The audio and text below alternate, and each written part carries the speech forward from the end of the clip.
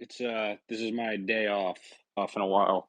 So I figured I'd do a space. I watched Haz talk to was his name Tut, Professor Tut, Dan Tut or something, Tut Tut. Um got the Tut Tut of academia. Um Last night I was listening to that and I found it very interesting. I mean, I'm not gonna lie, talk about psychoanalysis and all of the terms of psychoanalysis, the whole lexicon of psychoanalysis, and the like interreferentiality of Freud.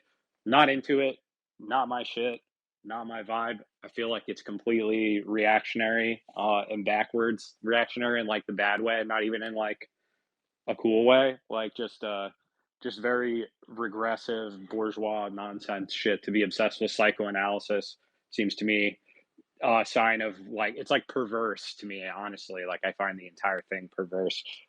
So I felt like the most interesting part Haas pointed to was the fact I wrote a thread on this morning, but I'll rehash it now because I'm still thinking about it. But the most interesting thing he pointed to was how the works of Hudson, especially his most recent works, like fall, the collapse of antiquity, which I have in my hand right now, uh, is very much in the camp of displaying the roots of the Western oligarchical sickness, very deep, very far back in history. To like with the end of the Greek tyrants and the Roman kings before the Republic, etc. The instantiation of these oligarchical forms goes really far back. Is baked in. I mean, even like this is something that like the Greeks themselves were aware of, obviously, that their democracy was actually an oligarchy. I mean, Aristotle and Plato wrote about this quite extensively. So it wasn't a secret to them that they were like developing an oligarchy. They existed within an oligarchy. Even the concept of the philosopher king is fundamentally like a sort of like Boris Groys, et cetera, places a lot of this, like like the trajectory of communism coming out of in at least the form of Greek philosophy, Western influence philosophy, etc., is like this a republic, but it's a republic like communism extends this republic or this like sort of oligarchical notion, but to the many as opposed to the few. So it's like a universal republic as opposed to an oligarchical republic or a democracy. Like a democracy is almost like the same thing as an oligarchy. Effectively, like even in the present day, if you have a democratic state but it's not oligarchical, then it's considered not a democracy. For instance, like we don't describe here the Chinese system as being democratic because it's a republic and it doesn't have it's not the same in as the forms that we have, which are oligarchical in nature. We have like a perverse understanding of all of these things. This is where a lot of the like they were talking specifically about one of like Freud writes like many little fables, like his dreams and whatnot, like and people and like basically the whole study of psychoanalysis and whatever has to do with in reference to like Freud as like an individual in and like his like psychopathologization or whatever of himself, like his investigation of himself and of the people in his class around him, etc. So like his dreams are supposed to be taken like these sort of like prophetic dreams of Sigmund Freud. He's kind of like a messianic figure in that way. Or like like you have to interpret Freud because they reject the Bible. They reject like a tradition of prophetic literature in general. What's taken the place is like hermeneuticians, like interpreters.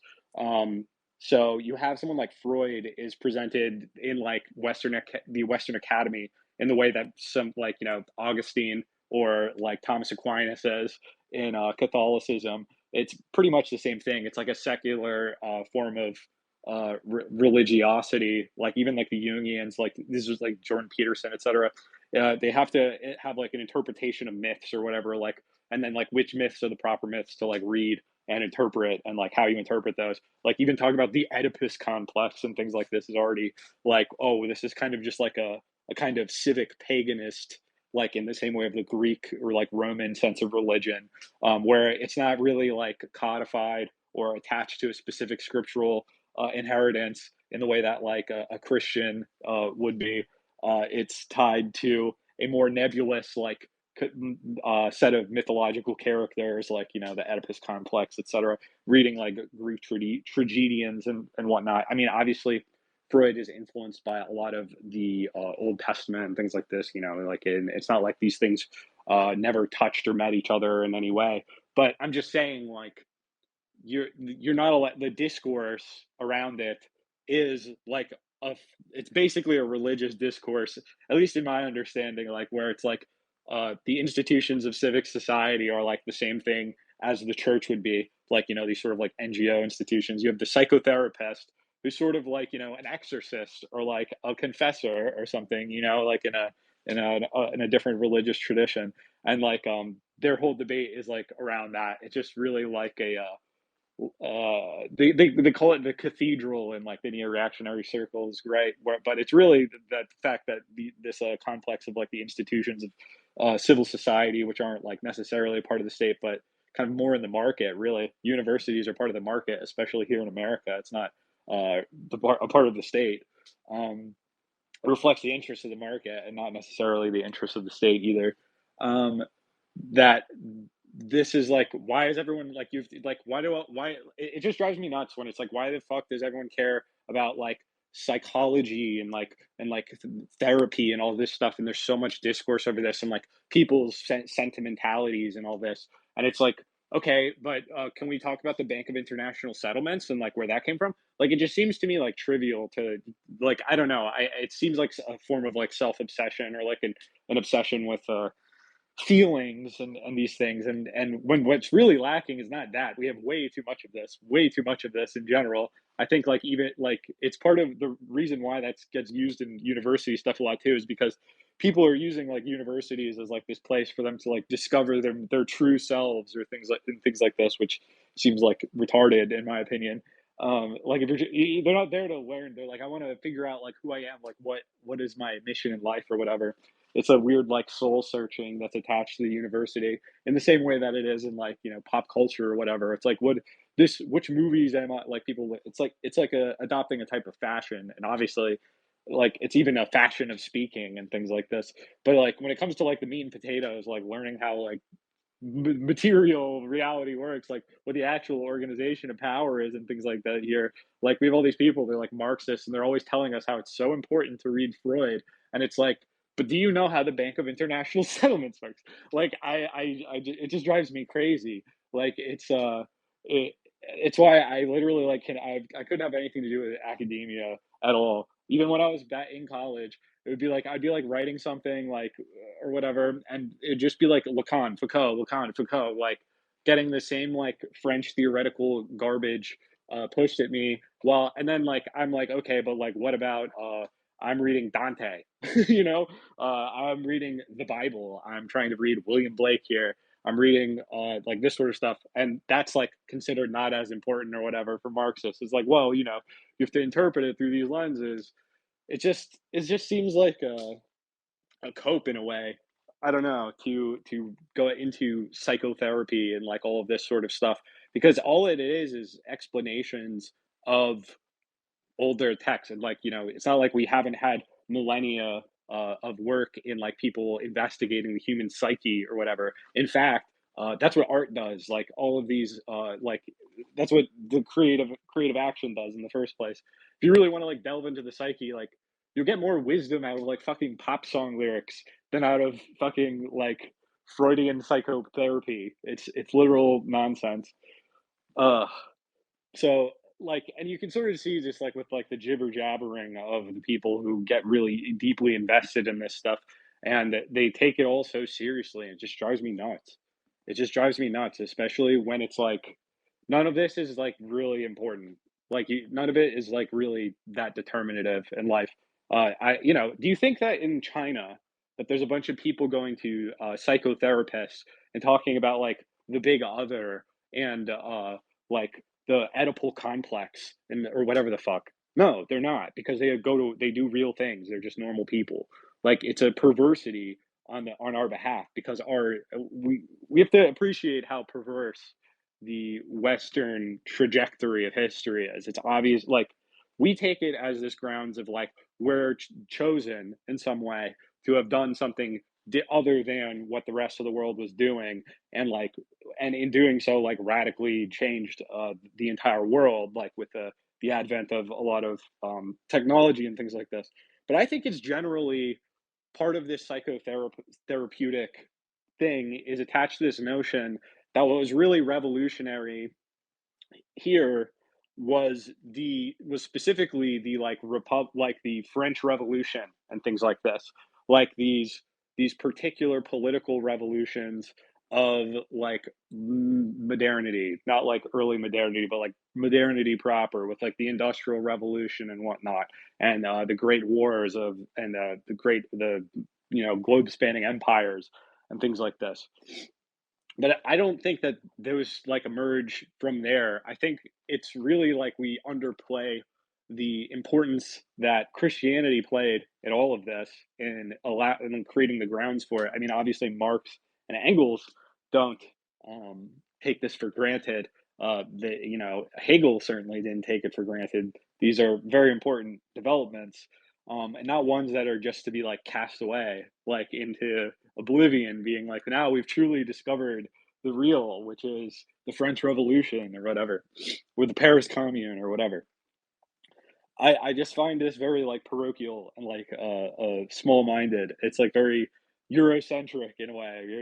Like it's quite ironic, as critical as it can be of Eurocentricity out of one side of the mouth. On the other side of the mouth, they basically say that it'd be more important to read Freud than Mao and Lenin. You know what I'm saying? Like where do they get off? Where do you get off with this? Like who's deciding here who matters and who doesn't?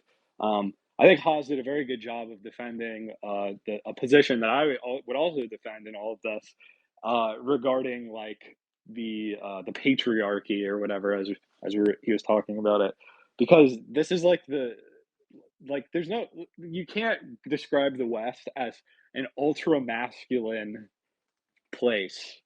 You can't, because it isn't. Like it fundamentally isn't. It fundamentally is not. Uh, Even like the whole way of going about discourse is kind of like we don't do we our discourse is like a, how do I put it, uh in that it's about like social reputation and violence through the management of people's reputations, and that is not masculine, to put it lightly.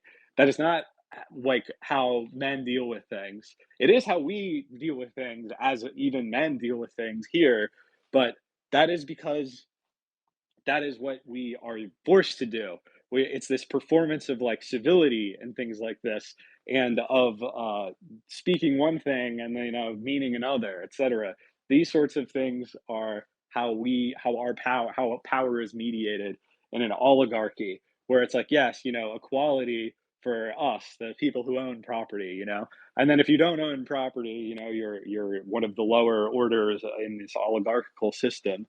Then you know you can't, what do you're not, get good, get good. uh you're not allowed to speak and not so uncivilly about your betters, right? Unless you have the credentials to do so. And this is not the same. This is not what like patriarchal authority like explicitly is not is has nothing to do with this type of credentialing or licensing authority. It in fact is the credentialing and licensing authority. If you look at like the Bible, uh, where does Abraham's authority come from? God just goes to him directly. He's just like a shepherd. He didn't go to school to learn God's will. Or Jesus, right? Jesus, the Son of God, is explicitly not a Pharisee.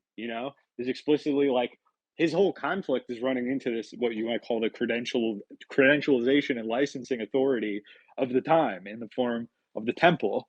And this is it's a very radical thing. Like I think it's something that we haven't really imbibed or we sort of suppress in the West, in the traditions of the West. And in fact, it's like only like with a lot more like archaeological discovery and like these sorts of things that we can even make a pretty, I would say, almost objective point regarding the meaning of these things in terms of political economy, like the material reality of even if you want to just call it like the historical Jesus and things like this, like on the most basic level, someone like Michael Hudson has made it a lot more clear that Western Christianity is a perversion of the what is the spirit of this. But this isn't the only time people have discovered that there's a perversion to this Western interpretation of Christianity.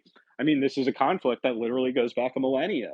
If you look at the split of the what was once called the Orthodox Catholic Church, the singular church of the Roman Empire, which splits into the Catholic Church and the Orthodox Church.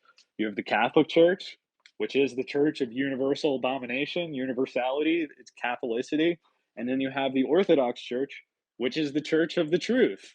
And what do they have in the Orthodox Church? They have patriarchs.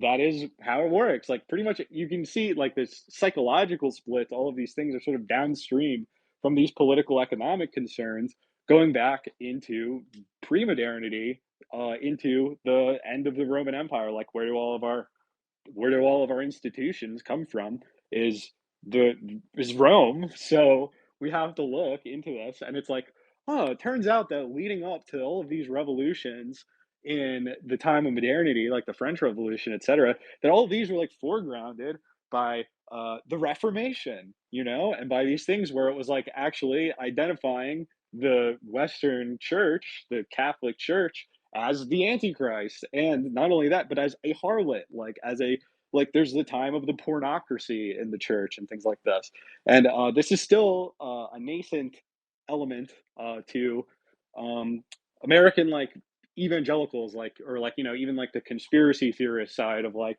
evangelicals, Christian populists, and things like this. Uh, that they understand like the Catholic Church in this way as sort of being ultimately representative, like the Jesuits, etc., as being ultimately representative of this type of oligarchical mystery Babylon, um, that has ruled for since from the beginning, from the beginning of the West anyway. There's not really like again, we have a very like Western centric understanding of world history even to this day. They can talk about post colonial theory all they want, but they're still not interested in reading about deep antiquity, about the foregrounding of like, ancient China, for instance, or like Babylon, or how far back you want to go, ancient Egypt, how far back do you want to go, and like the political economy of these situations. It's actively suppressed knowledge. It's actively suppressed in not only in the university system, but like pop culturally, interpersonally, etc. Um, People don't know about it, and they don't want to know about it, and they should know about it though, because it informs the development of all these things. I don't know how you can't deal with all of that, frankly. Um, Anyway, that's I just think psychotherapy is just another one of those things that's like a consequence of like effectively like Augustinian Christianity. Like when you remove the political economic element from the message, the sermons of Christ, from the ministry of Christ, from the meaning of it, what you're left with is just something that only has psychological meaning in the sense of like individual conduct and whatnot. Um, and this is just not it. This ain't it. Like the confession booths of medieval Catholicism are now just like turned into the confession booths of the psychotherapist, and the function is effectively the same. It's like a form of indulgences. You see what I'm saying? Where if you're doing fucked up things, like even if you want to take this like as just in terms of the efficacy of the practice here, if you're paying to indulge your sins, is what you're doing when you go to therapy. You go and you talk, like it's a form of because it's a part of the mark. Like you're going to get what you want. Like that's where you go is to get what you want. It isn't like them saying like you have to do what God wants. That's at least one thing that was better or at least maintained itself in like the a time when this type of like confessional or whatever is underneath or like a more like religious or you could say patriarchal guidance is the sense that it's not about what you want, it's about what God wants. Like what God wants for you to do is very different than what you want to do, even if it's what you want to do for God, for instance. Like this is true even of Jesus. What he said, "Let this cup pass from me, if it be, but if it be thy will, as you will, not as I will," etc. That's like the real way of like healing in psychologically is you don't do what you want in the sense of like communism here. It's not what all of this mass of individuals polled wants. It's what is objectively the best for them, which is something different than if you polled all of them and asked them what they want, then you just add all of those together and aggregate, and that's what should be done, is what the people want. It's not like that. It's like an objective thing, which is why you need this relation to a transcendental patriarchy, then, you know? All right, we got Haas here. So, oh man, I thought that was a good discussion you had with that guy. I was saying that I just like I cringe when when I hear academics like that, like because I just feel like they don't understand how far removed they are from everyone else, from like normal people and their concerns and what they want to know about. Like I feel like the average person, at least like in America, has a lot more interest in like being like, wait, how does the Federal Reserve work? Like, this isn't like something that's for academics, ironically, and the academics don't seem that interested in it. Like, if I go to a construction site and I go, the fucking Federal Reserve, the central banks, etc., like, do you want to know how all this started? Like, this is something they're actually interested in hearing. They watch documentaries on this shit all the time in their free time. This is like, they're interested in the material economic history of things. They're not going like, like why is my dad mad at me? Or like that's not like as much their concern. Like even if they have like issues that would be worked out in therapy or something, they're still more primarily interested in like how the world works. And like this, it's ironic that like the academics are like they just would like they'd give you Freud before they give you like a textbook on on like on like anything that is actually impinging on like material reality here in the sense of like a real skill that can be applied in the world in a meaningful way. I don't think psychotherapy is a skill like that. Anyway, what's up, Hodge? Hey, how's it going? Been a long time since we talked, but Yeah, you've been all over. I've been watching the developments, like being like, hell yeah. I think it's sick that you guys have been able to get around as much, and it feels more like serious. Like there's no point in talking or trying to like do like I feel like it's like a really big deal to go over to Russia and China and talk to those guys. yeah, I mean it's definitely gotten a little more serious, especially with what we're doing now and things we have planned. Um, but I still remember when we were in Austin. Yeah, I actually remember that pretty fondly, like the conversations we were having and stuff. yeah, it was a good time. It was very like the conference itself was like, I No, that mean, was lame. it's Yeah, I'm almost talking become a about like meme of like there's like because they videotaped like the entrance when they like came in with like the flags and the bugles or whatever, and like people just like screen cap my face on it because like I was literally cringing, like I couldn't help it, like I was like this is not what I want to be doing. I didn't think it like I actually felt I like was I was going like over getting I felt a like I few was led into like a trap. like a few weeks ago. I was going over that footage, and the camera passed by you, and I paused it. And I was like, "Look at Logo's expression. That's what we were all feeling, but we couldn't we See, like couldn't I say actually anything." there's actually a problem I have. Like I cannot mask like my feelings about things. Yeah, Like that it's been a was a problem my great. whole life, No, that but was like the whole the feeling of me and Jackson and everyone was what was shown on your face when the camera walked by. Yeah, yeah, you guys We are were being just more like, professional. I was like, I don't have any, like, I'm just here. I just showed up. yeah, I mean, like Like, I we don't, had to speak there, so it was like, yeah, I guess we couldn't. But yeah, that was just so ridiculous.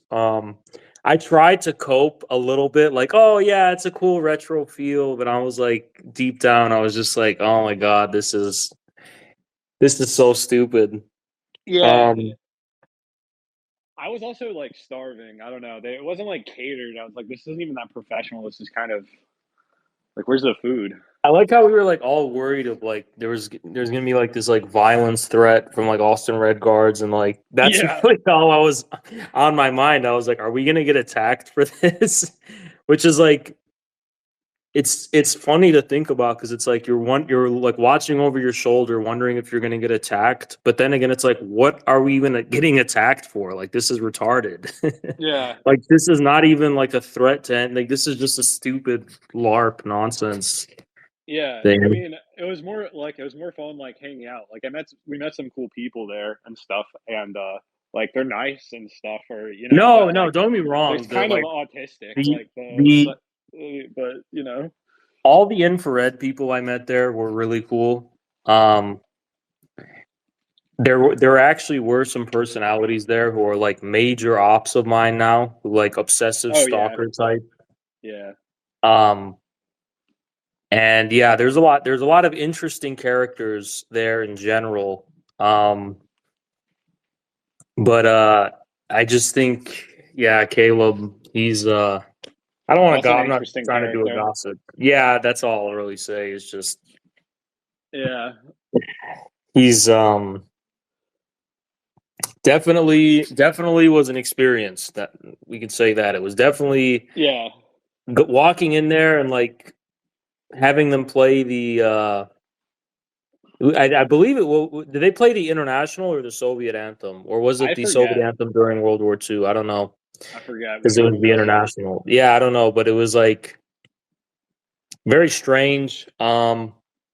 But it went viral. Like people saw the photo and they're like, "Wow, this is a huge movement going on." And it's like, well, not really. It's just It's like like yeah, like the dog groomers conference next week is way more stacked than this. yeah, yeah. Um, no, I mean we. It's funny because you're talking about like psychology and stuff, and it's like I'm totally against therapy and any kind of clinical psychology at all. I actually think that the only interest I have in Freud and Lacan is built off of an acknowledgement that like the clinical context in which their ideas were applied was a total failure. Yeah, And I just think that they inadvertently come across deeper truths that are not clinical in their I significance at think that's all. sort of like that's sort of like why Lacan is more interesting because even he's sort of like the whole point is to like not need to be cured by all of this stuff. Like there's a way in reading it like cynically where it's like, you know, he's accepting people's money to ultimately get them to realize that he can't do anything for them. Um It like it is but people. I always like read these funny stories of like Lacan's patients like all killed themselves. It's like I don't. I know it's not and it's messed up to laugh at, but it's like I really feel like he was giving people a really hard pill to swallow, and people like it was so hard to swallow that some people would literally rather kill themselves than accept it, which is what you said. Like you can't get what you want. Your desire, yeah, the yeah. only thing you could do is something he calls subjective destitution, which is basically it's like what it sounds like. It's like a destruction of the subject, a recognition that like the true reality of all your desires, all your suffering, all your strife, all of that lies in this kind of like external and objective truth, which is like has nothing to do with what you want. It has nothing to do with Yeah. like your fantasies. It's like um uh it's like the transition from desire to drive, and it's a Yeah. really tough pill to swallow because like people really can't fathom a reality beyond the horizon of like their desires. And it's like I think about Caleb Maupin and like CPI, and it's like it's this like monstrous disfiguration of the Oedipal a community founded upon like a disfigured Oedipal relationship, where like Caleb Maupin's fantasies and desires basically are at the forefront, and like the ability to conceive of anything outside of that is gone, and like the whole political project, the whole ideology is like completely intertwined with like his personal psychopathology.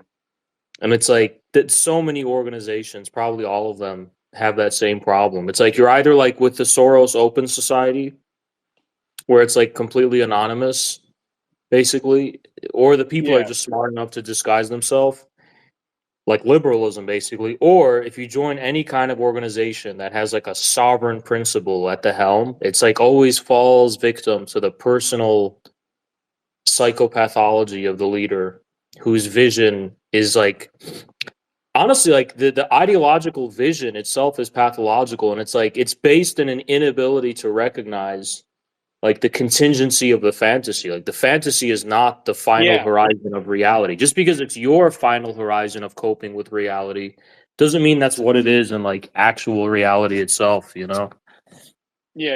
yeah, absolutely. I just think it's like the sentimental, like it's not serious stuff. It's like very sentimental in an odd way, but it's not even like artfully sentiment. Like even if you're gonna be like a cult leader, or try to do that, there's like other ways of doing it. Even you know what I mean? Like sort of. It's just so I yeah. have like a like I I have some respect for some from for some people that are probably like cult leaders or whatever. I look at like someone like Joseph Smith or whatever, and it's like, well, he really got some stuff done, at the end of the day. But there's the it's just like if you're gonna do that, like you might as well just go all the way for it. But like the chimeric sort of existence of it as like a ostensibly like political thing, I think is kind of absurd. I'm just so sick of this like this this this passion that's entirely based on um being like being disappointed or resentful at the world for not conforming to your fantasy. It's like Yeah, cults are so primitive when they're based on like, oh, not everyone agrees with my specific vision, and so I get a persecution. I'm persecuted from that, and it's like that's really like the driving passion of all these like perverted groups is basically like the inability for their fantasy to be squared with reality is seen as a source of like injustice, and that's what propels them forward. That's what generates like group yeah. solidarity in It's a also way. And like it's they like, would define that as alienation in a funny way, where they'd be like, "That's what they understand to be alienation," whereas like yeah, that they actually that's can't the get with. product of their alienation. Yeah, alienation is when like furries can't like publicly enact their like It's when they can't fantasies wear or the whatever. fursuit at school. Yeah, yeah, really. And it's like, you think about like how do you move beyond that? Because one of the only ways you can that I mean, the default way society moves beyond that trap, I guess, is like irony, like just being like making fun of yourself and not being serious at all in any way. And Yeah, like I partially was kind of like I'm partially guilty of this for a lot of my like presence online, which is just like I just kind of acted like a troll because it's like this is not serious. Like the yeah, none of I'm not gonna like be like Jason Unruh or something and like you know what I mean, like forward a specific fantasy that like I literally believe is actually the same as reality. And it's like, I can't possibly conceive of a multiplicity of different conflicting fantasies coinciding at once. But then you're kind of stuck with this like liberal many worlds theory, like Reddit yeah. view, which is The just like, oh, multiverse. there's a multiverse of like different ideologies and views, and like they're all like ontologically equal on the same plane. So it's like one of the things I've always tried to seek as an aesthetic is a kind of like transcendental aesthetic, which is not a direct fantasy that's projected on reality, but it's kind of like a surrealism, like similar to kind of socialist realism, or I don't know if you know Yeah, the digital artist Fawn Winan and his like depiction of America in like 2078 used to be like something I shared a lot. yeah. And it's Where it's like, like it has a like yeah, thalassocracies or whatever. It's like down in like yeah, Austria or yeah. And it's something. like that aesthetic, and also like Chinese science fiction today, it's like it's not necessarily saying like this is literally directly reality. This is your fursuit that you're gonna put on and you're actually gonna be, the furry that you Yeah. dream of being. It's more kind of just like a kind of like transcendental aesthetic, which is not claiming to be directly the same as reality, but is in a way like directly addressing the undecidedness and indeterminacy in reality and kind of giving form to that. And I think that's really interesting because it's kind of just like a almost purely spiritual way of orienting our relationship to the future and our outlook about the future. And I think that's kind of the aesthetic I've always wanted infrared to strive for. Yeah. I mean, it's just there's a there's like a I don't even know how to describe it, but I it's the internet itself also like is like a clown chamber, you know? So it's sort of difficult to do anything that doesn't get like brought down into the mire of it. And like that's sort of like why everyone sort of says like, "Oh, you have to go do real things." Like nothing on the internet matters, even though it obviously does. Uh so people feel like the need like they don't have to be do anything great on here, like it's all just like garbage and non like you know what I mean, like there's Yeah, I like mean, not even just the internet, because honestly, the internet is ultimately like I know a more advanced form of communication today. And I think the things that are being communicated are ultimately, when you think about it, you could see it as fantasies, right? And the way I think about it actually is like when you actually acknowledge there's a difference between fantasy and reality, but that nonetheless, the fantasies we have are operative facts of how reality is oriented. I actually think you can avoid a lot of like the furry type pitfalls of like in vain trying to bridge the two. When we start taking responsibility for our dreams and our fantasies, we just kind of accept as a default, like, yeah, of course, I don't think like, Dune 2 is actually like the real world. I just like agree with that specific fantasy and what's being conveyed in it. Like, I yeah like that, I choose that fantasy to have instead. And it's not like I think it's actually going to happen. Like, I'm actually going to live in that. I think there's something really disgusting about this, like, empiricist, I guess I would call it, aesthetic, where people think like the ultimate reality is what we like immediately experience with our senses here and now. And like that's actually the real truth. And like Dune 2 is actually just like made up. And I don't agree. I mean, Dune 2, I'm not trying to praise that. I didn't even yeah yeah watch that yeah movie. But like as an example, it's one of the most popular blockbusters right now. I actually think the opposite is true. I feel like Dune 2 is actually more real than just our immediate sensuous experience. Why? Because our sensuous experience is immediate. We don't have enough time to even like discover the deeper truth of it or reflect upon it. It's just like hits us like a train right here and right now. Whereas an elaborate kind of fiction like Dune 2 actually is mediated. It is kind of trying to explore a deeper essence of reality.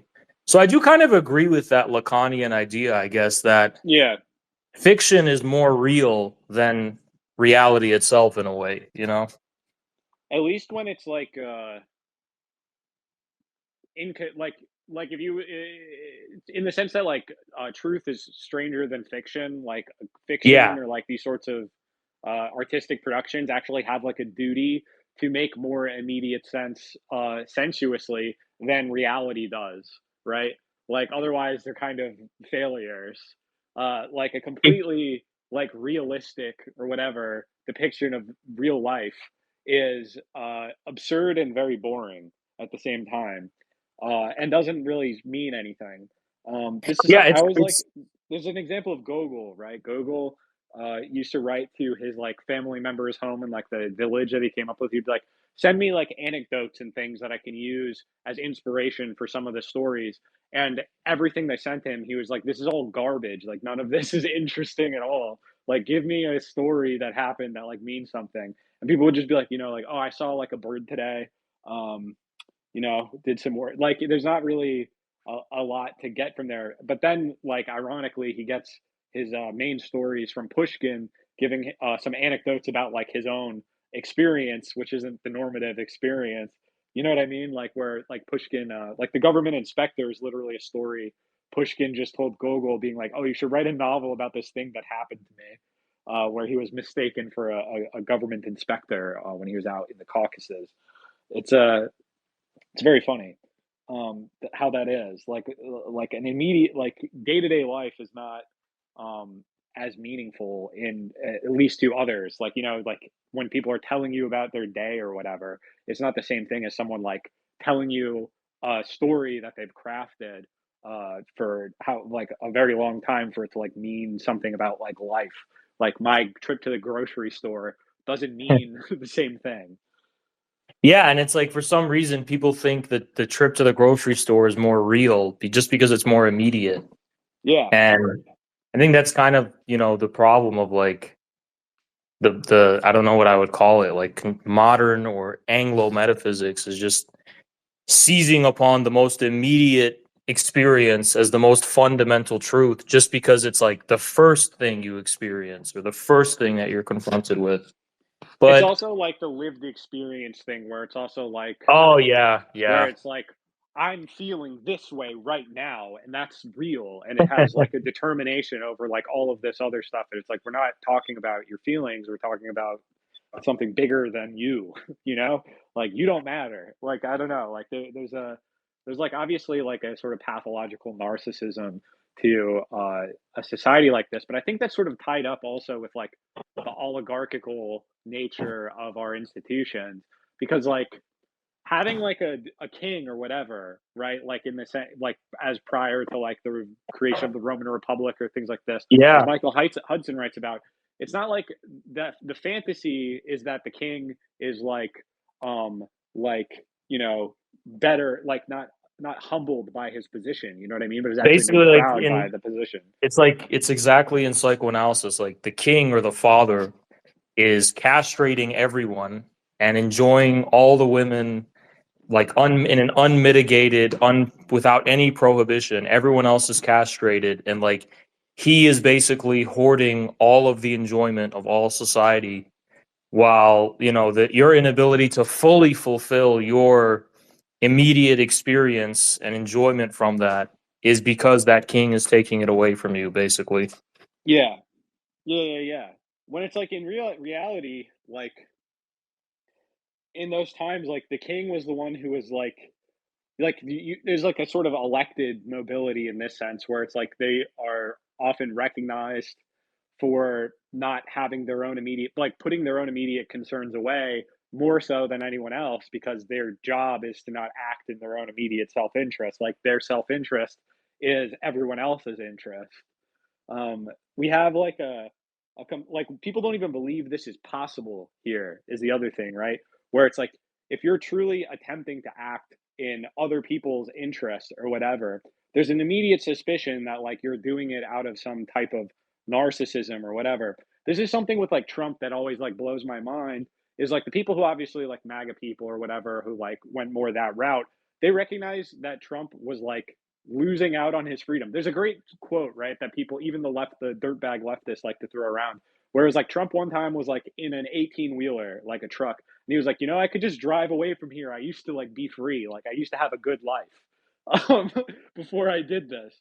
And I think that's actually extremely meaningful and a meaningful difference between like how presents himself, it just is as a figure, and like the other politicians and political figures whose entire life is actually this pretense of doing things for everyone else, but is actually just privately enriching themselves.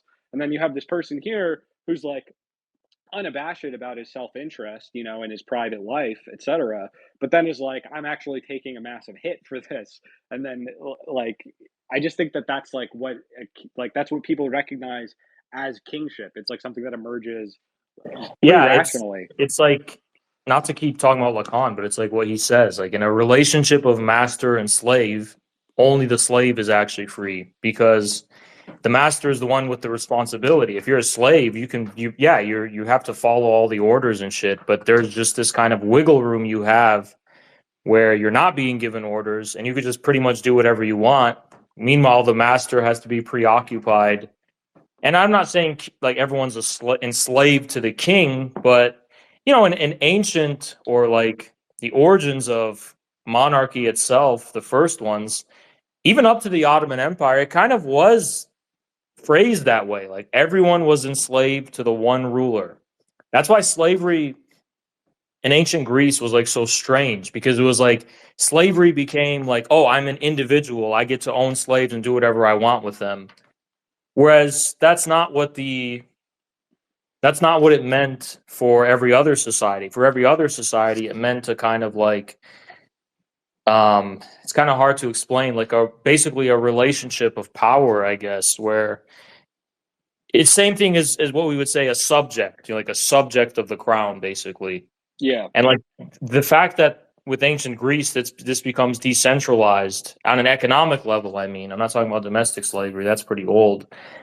Um, that's really the origins of the oligarchic West itself. You know, like that from yeah. usury.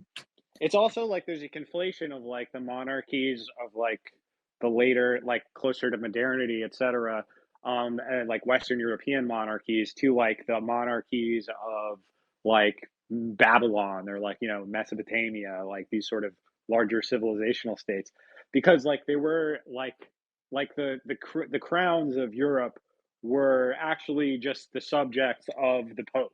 You know what I mean?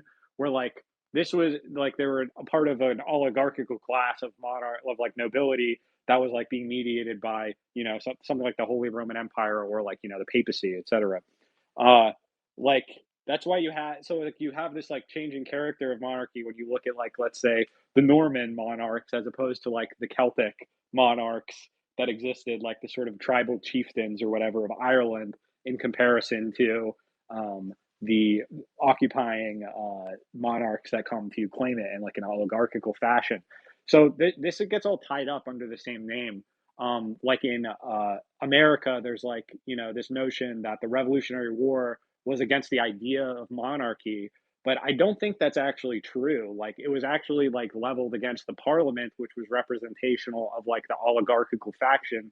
There was already like a long tradition of like popular Jacobites and things like this who are like looking for like the king over the seas or whatever to free them from the the oligarchical powers, like this is um this is even what happens in America where you have the presidency which is endowed with more power than the king in the United Kingdom over parliament, just to get around this exact issue, the fact that there wasn't this superior authority to like the consensus of the oligarchy in parliament effectively.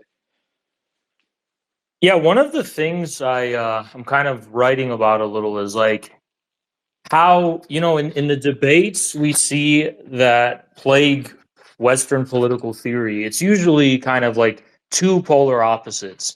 One is the, you know, democracy basically is the aggregation of everyone's will, what everyone wants, producing a common or shared outcome, right? And Yeah, then at the opposite end of that, you have the kind of ruler who is a total tyrant and just rules on behalf of what everyone wants because they have superior knowledge over that of what they want, and like or they're imposing their will on everyone else's will, basically. And what I think is missing from that, especially when we look at the origin of Bronze Age monarchies, is how political power actually derives from a recognition of inadvertent realities that we all produce in common. We all produce them, yes, but not according to what we want, not according to our will. And whoever has insight into this inadvertent reality and gives form to it by acting on behalf of it and on the basis of that actually is that's how you acquire political power. It's not even necessarily that you know what people want better or you know what everyone's will truly is. It's more that you are acting and giving form to a reality that no one else is acknowledging, even though they're producing it, but they're not acknowledging it consciously because they really don't even know that they're producing it. And it's like you look at the prophetic tradition in the Bible, like that's literally it, right? yeah, people are giving form to this reality that is there, it is true, but which somehow everyone is indifferent to and is kind of blind to. And then because it's literally the source of revelation, right? It becomes the source of power, the political power, because it's been revealed to you, because you finally given word to something that no one else acknowledged. That's the source of power. It's not one person, arbitrarily imposing their desires on everyone else. It's more that this is the person, this is the personality that has been formed and whose actions are on the basis of like this common reality we all share, but no one else was ever able to adequately acknowledge. Like, who but the prophets could acknowledge the kind of common realities of injustice and the need for universal human dignity, and the widespread reality of sin and all these kinds of things. This is what prophets did. They came and they kind of they imposed God's law on the world, basically. Yeah, yeah, exactly. Yeah, like it's also it's like it's sort of it's like if you think of it in like scientific terms or whatever, it's like that they made a discovery of like something that was already there. Like no one really Exactly, and that's why it's like there's such an interesting proximity between in the modern age between Marxism and those like traditions of statehood dating back to the Bronze Age before Western political theory begins in ancient Greece, if you can call it that.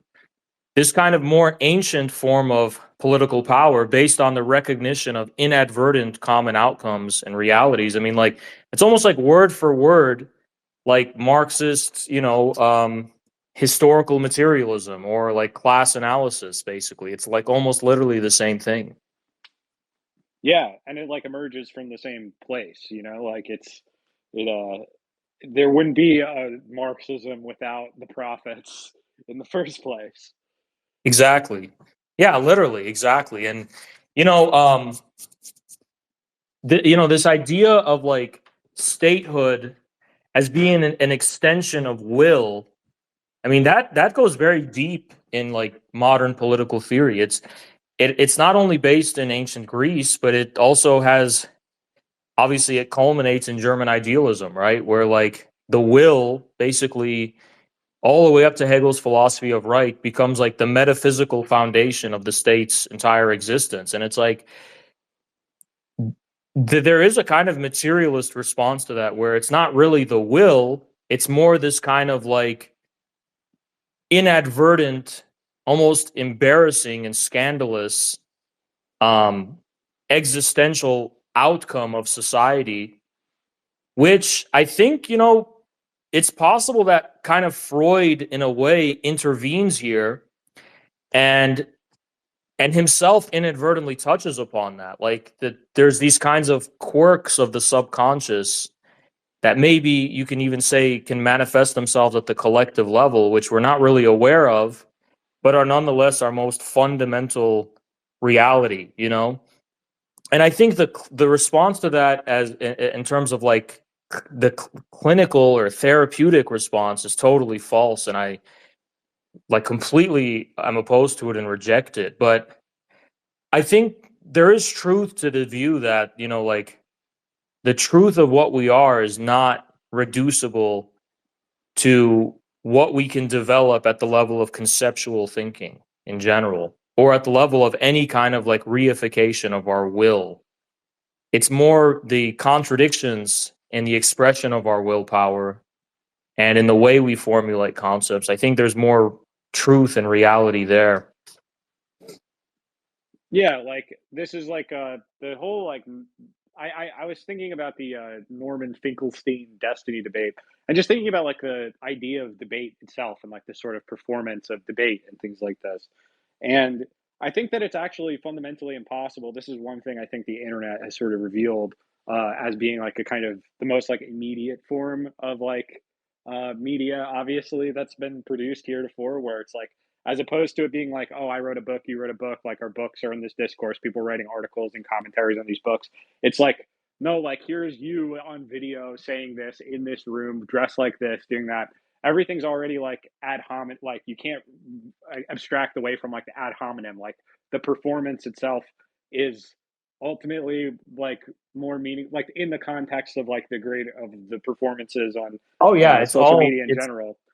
it's the province of rhetoricians, and the only reason I thrive in debates and the significance they've had for me, especially in the past, it's not necessarily because I believe debates actually, like through some kind of like propositional logic of some kind of like purely like abstract, inquiry into the validity of the concepts at hand and the factual claims we're making about reality. All that kind of plays a part. It's more like, what does it actually mean for you to like to put it vulgar, like to stand on business on this Yeah, position? Like you're sitting here on Twitter typing all this shit. Like, okay, like if I like how do you shoulder that when you just like when it comes out of your mouth? Like what is this actually some shit you'll say with words? Like if you're claiming like, oh yeah, like you're a complete bigot fascist, it's like, okay, you can write that down on Twitter, and I guess that's convincing to some people. But like, actually, like, tell me that and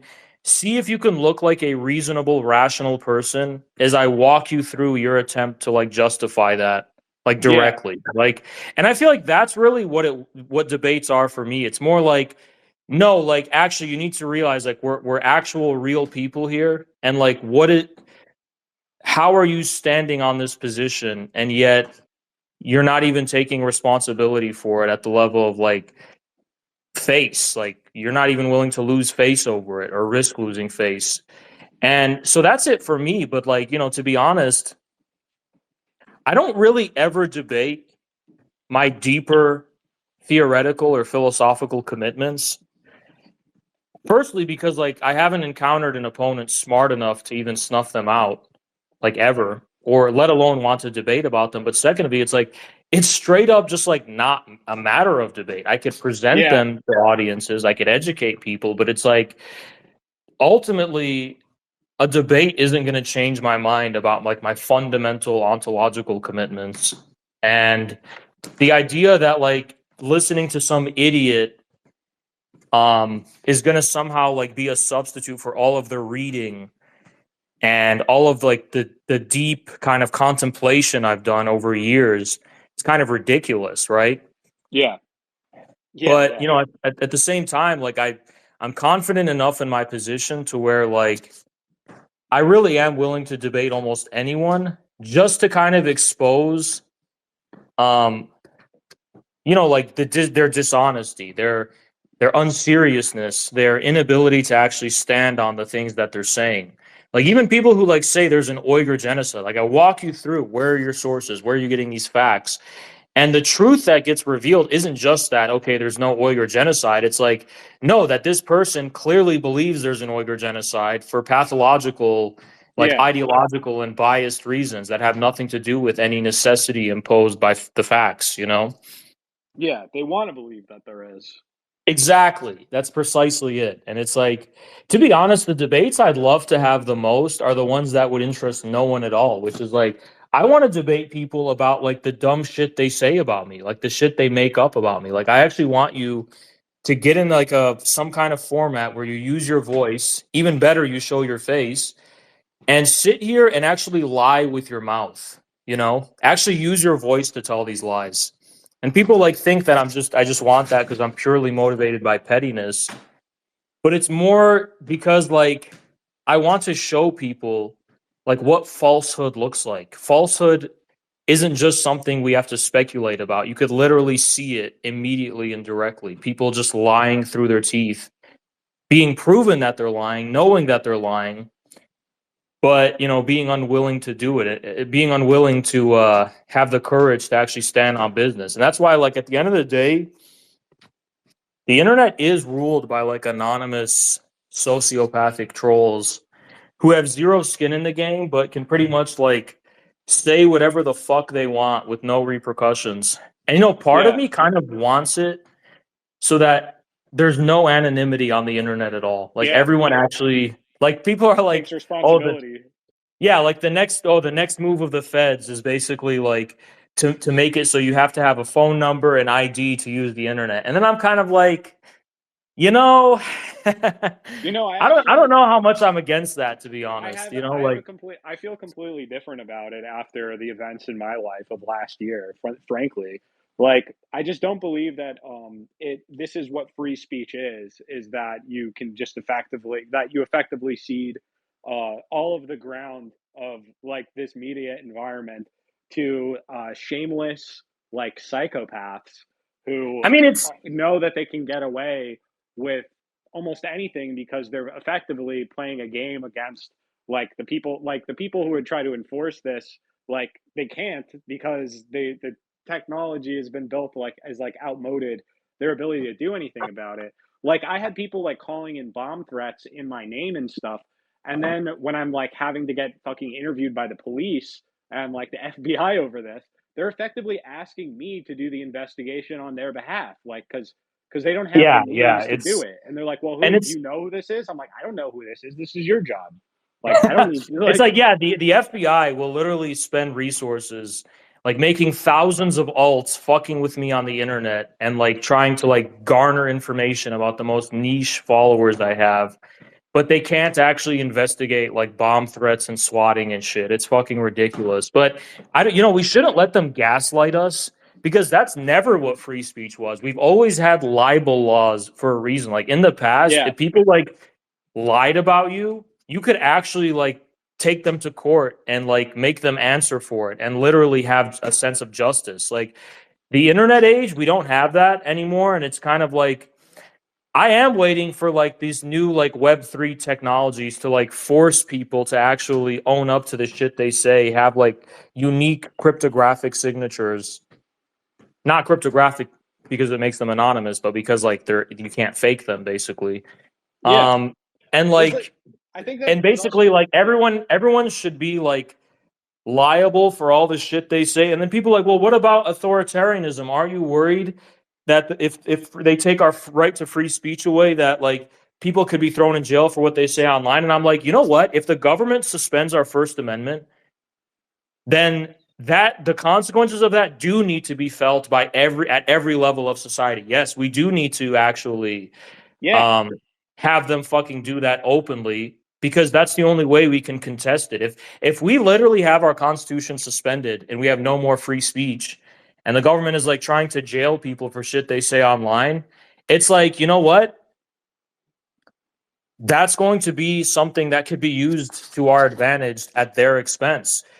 We could literally just be open about the fact that yes, we live in a kind of like dictatorship with no free speech. yeah, That's our premise, and that those are going to define the rules of engagement going forward, right? But imagine we had a situation where like legally there was no free speech, but like we pretended we had it anyway because everyone is anonymous on the internet. I feel like that's just an opportunity for like basically terrorists employed by the government to basically terrorize actual dissidents and get away with it, because I feel like that's all it's being used for. Like, look at these like Ukrainian NAFO Nazi type people that are like trying to get people killed and shit. It's like those people are anonymous and they fully get away with everything.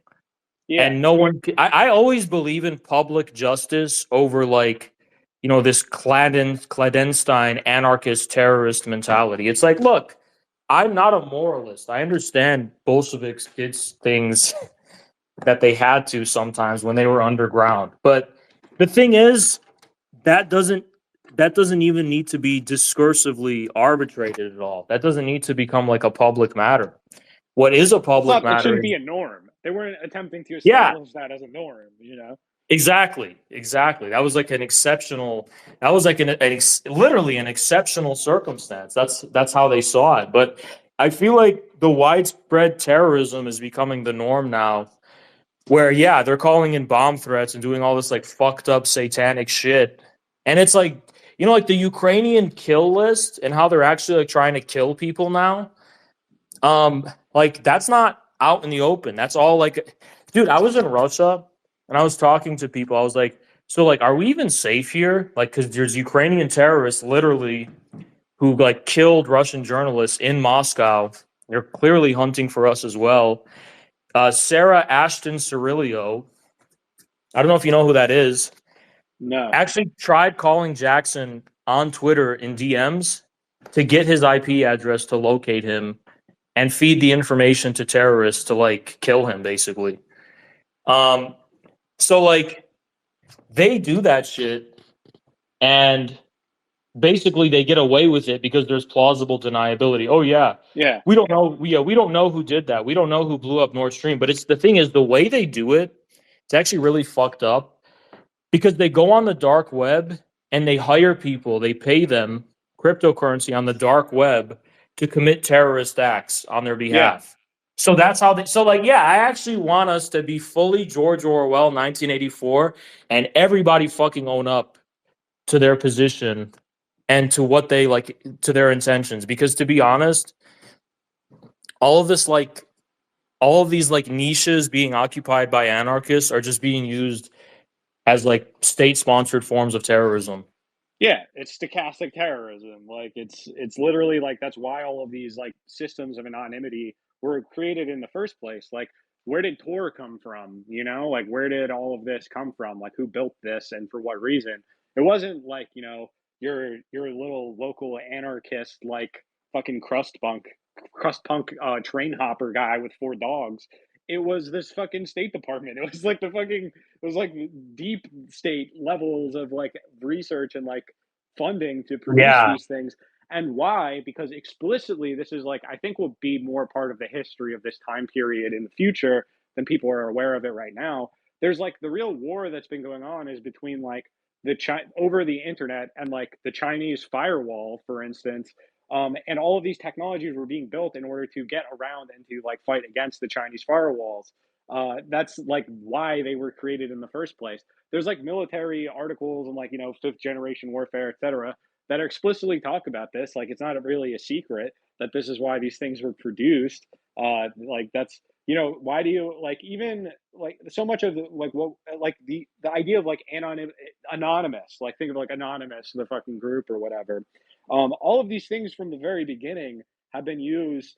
uh like they're like lighter letters of mark for piracy is effectively how it is. Also there's all of these like hacking groups or whatever, and if they get caught by things, it's not that you're like told, oh, you can't do anything like that anymore. It's more like, do you want a job?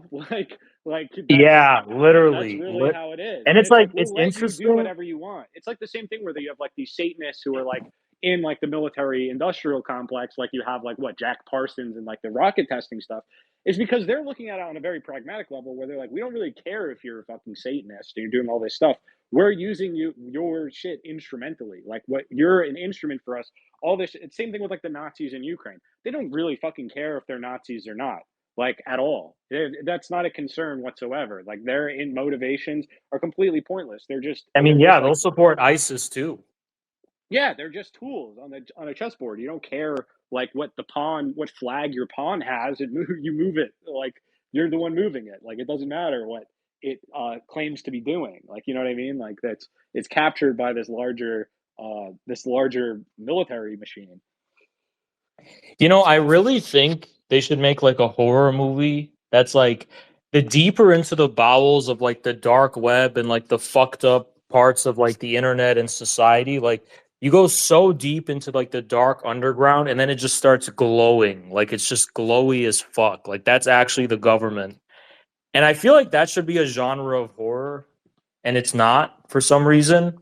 Even though like when we just thinking about it is kind of like really freaky. It's like, yeah, like the government is actually like super fucked up, terroristic, and when you go down enough into the dark web where they're like human trafficking and like hiring people to kill and torture, and it's like DARPA is at the end of that. And it's like I kind of feel like that could be, That's not that genre I is don't know. already extremely popular. It's like every parapolitics podcast. It's become one of our premier forms of entertainment, really, if you think about it. Like, or like all of like the sort of conspiracy Yeah. theory documentaries, and it literally like drives people to a type of like psychosis, right? And like, I don't think it's for like they're That's being why I driven wanted insane to for no just be like reason. I Like, it want is an them to just insane situation. I want them to just make fictional horror movies about it though, because what we should really learn how to do is like enjoy and laugh at it. Whereas like a lot of these parapolitics, people, not all of them, but a lot of them, start getting really high off their own supply, and then suddenly Haz al-Din his real name is Adam Tahir. Yes. He's half German. He's a Maronite. He supposedly works for LaRouche and works for the Yeah. Schiller Institute and the CIA. And he's a neo-Nazi connected Subverting to the yeah, extremely effective subverting. left, So yeah, subverting the subverting the superpowered the left growing that's the on the verge of winning.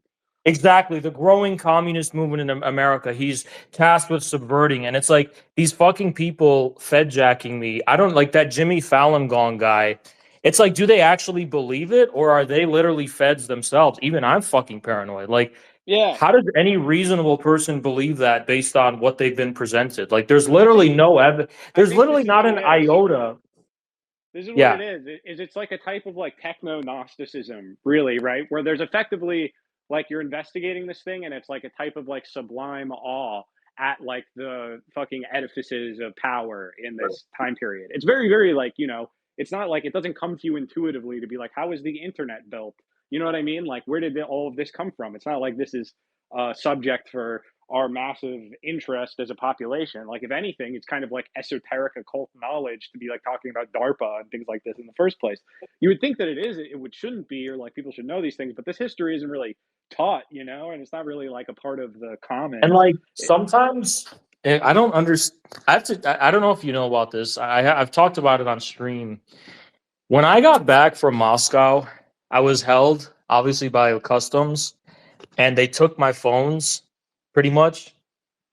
It's actually kind of a funny story because like I was texting Jackson and Grayson in a group chat saying really mean, fucked up things about the customs agents, and I didn't know yeah, they were going to take my phone. I couldn't So read them. it was super awkward when I had to hand over my phones, like really awkward, right? That was Yeah, actually the only thing I was worried about is like the embarrassment of them seeing this shit talk I was saying. yeah, But anyway, it's like I kind of felt like there was like an extreme degree of like incompetency in that situation. yeah. No, they're extremely And incompetent. And that's what I always wonder. I always meander between like, is the government just like super incompetent where the best they can do, the literal best they could do for cyber warfare is just NAFO and it's that overt and it's literally as overt as like hashtag um democracy is good, hashtag Russia is a bad authoritarian like literally like the personal views of some mediocre like Fed DHS agent being projected as though that's the same as what gains organic popular traction. Like, are they actually in touch with like what's popular? Or is it No, just NAFO? Like, do they actually go so far as to like generate extremely popular online movements? Or is it literally all everything they do basically like sticks out like a sore thumb? I it's don't really that. know. See, that's the Yeah. thing with like the parapolitics stuff is that they have this like fantasy of a competency that was like in fact like actually the elements of the deep state like bureaucratic powers, etc., in the 20th century were far more competent than they are now. And there's this idea that they become somehow more competent at like doing coups and like controlling things. But actually like the secret to all of this is that it's far more of an anarchy than anyone's willing to That's what I admit. think too. Yeah. It's like I always wonder, like, okay, I'm thinking of like some DHS. It's like what are they motivated by? Is it an ideology? Because like I'm someone who's highly motivated. Obviously, I'm not like an all-powerful, omniscient person. But I can't imagine your average DHS agent or DARPA agent or like any of these functionaries being as motivated as I am. Like why do you care about fighting Russia and China? Like, what's your actual motivation? Is it just getting a salary? I mean, I want to know what ideology they possess in their heads that they do they actually, because you could say, oh, it's just like the neoliberal one. And it's like, well, I don't know if they actually believe that. It's kind of seems like something they're cynical about and are like more focused on like, taking like their coworker on a date tomorrow and wondering whether she's like paying attention to them at the office. I feel like they care more about shit like that than like any of the ideological stuff. Yeah, they it's not there's not like this extreme level of competency there. If there's competency, it's more on like the level of like scientific developments or whatever, where it's like, you've got like people making True. technology, like material technologies and things. I, This I is will really say what one it thing. relies upon. Now, I'm not trying to like bash or, like attack transgenders, but I'm just saying this from a purely theoretical point of inquiry. I do believe that the only real feds I could imagine who are highly motivated on a personal level to be methodical enough and competent enough to do this kind of work are actually like people like transgenders and furries for whom like there's a directly personal stake at the level of their identity when it comes to the ideology. Like their source of motivation is literally identical with their personal sense of selfhood and identity and what they want. And like on that front, I can actually imagine competent feds. Like think about it. Your average fed who's like I guess you would say like your average person, there's a clear division between like their personal motivations and the work they're doing. Like, okay, my personal motivations are to make money, like secure the bag, like get with this hot Get a girl at my promotion. workplace. Yeah, get a promotion. You know, I don't really know or give a shit all that much about this ideology stuff. And I feel like the ones that are ideological are like the Peter Thiels who have like these hidden agendas that aren't even necessarily synonymous I think that with. what's ironic though is that like Teal is like representative to like these parapolitics leftists or whatever as like this ultimate bad guy because he's actually like one of the more uh like conservative ones in the sense of even of like he's like an old libertarian free speech sort of guy. Like he It is literally seems ideologically like motivated, it but seems it's like not we're the yeah. same as like there's so much other money going around. Like this isn't I the feel like source we're of living everything. I also feel like we're living in like the late Soviet era where Yes. pretty much the actual government agencies are a bunch of like cynical bureaucrats. Meanwhile, Peter Thiel isn't actually acting on behalf of them. He's literally acting on behalf of his own personal motivations and he's using the government to fulfill that. I kind of feel like that's what's going on. I'm not really convinced that Peter Thiel is like acting on behalf of the deep state. I don't I just I don't and when I say the deep state, I mean like the most organized form of like state power. He definitely works with them. He definitely collaborates with them, but like I kind of feel like the government can just be used. You can just buy off like different parts of you not just buy That's its off. I mean, job. That's the thing, though. Is like yeah, that's I what mean, it's I don't there mean for buy in the off. It's system. more like you can make the necessary networking choices and decisions No, they're to begging basically, for it. yeah, That's the to thing. Like basically they're hijack. literally like they're going. They're not. It's not like Peter Thiel is calling up the government and telling them what to do. The government is calling him up and being like, "Help us do this thing that we're trying to do that we don't have the Exactly, competency to do." exactly, and it's like he's making all these connections, and he has his own agenda, and I feel like that's what the government is now. It's like a bunch of people with these different agendas and motivations. That's on the Republican side. And then on the Democrat side, you do have a uniformity, like pretty much. Like you do kind of have like this like uniform network of open society ideologists and others who are pretty much all on the same page about their goals and what they want. On the Republican side, I don't really see that level of uniformity. I see like 1,000 different factions, Yeah, like the John Boltons, the neoconservatives, the Marco Rubios, all of these people, the Lindsey Graham, like obviously um they act in like in collaborative ways or whatever, but like it seems like they all have different agendas. yeah. They're only brought. They're more like the anti-democrat party. Like it's literally like that's how it actually is. Like they don't really have a positive platform so much as it is that they just sort of exist and aren't Democrats. Like that's pretty much all that it is. There's Yeah, not. There's yeah. nothing that brings it all together. It's at all. Like it's literally like how do people like quote unquote become Republicans? Is like they just aren't or stop being Democrats for the most part. Like that's more of the how things work here in that And it's like, respect. what's weird is like every time I hear about the FBI finally arresting this like person they've been monitoring from social media, it's always someone I've never heard of. And it was like, oh, because they posted this Facebook meme. And I'm like, first of all, Like nobody even knows who that person is. They're not even like is the government does the government even aware of like who's who? Like are they even smart enough to appraise? I'll give a little anecdote here. When the FBI was interrogating me and trying to get information about like what accounts or whatever were doing this, I was like, I don't really know, but they were asking me to identify like avatars on the internet, and one of them was of a character in Neon Genesis Evangelion, and they were like, "Do you know what this is?" And it's just like I straight up had to explain Oh Neon man. Genesis Evangelion They're to they're so them. lost. Yeah, Yeah, they have it's no so idea what's over. going on. They have no It's idea so what's going over on. for them. That yeah, if they don't even know shit like that, it's like it's so over. Like they're it's like there's so much explaining to do. It's like yeah, Yeah. like you have to explain to them like, you know, fucking SpongeBob memes and shit. Well, they like They the just funny thing don't is, understand. I'll be open about this because I don't really care. I'm not really doing anything. But they were like trying to get me to like after like talking to me, they were like, "Could you like come in and like to lecture on some of this stuff?" And I was like, "No." I was like, "You're gonna have to pay me a lot of money if you want that." I was like, "I'm not doing that. You think I'm gonna do that pro They're like, bono?" oh my god, that's so bad. They're literally like coming to you with like their hands in their pockets, and they're like, they're like, it's like a sad puppy face, and they're like, No, I felt I could was like could you maybe you know like help us I out? We're was really kind of I was not happy panicking here. about it, and like I was trying to be respectful, but at one point I was like I don't think you understand the level of scrutiny and antagonism that I face by doing what I do. I don't think you really understand like what this is. Like I'm trying to explain it to you.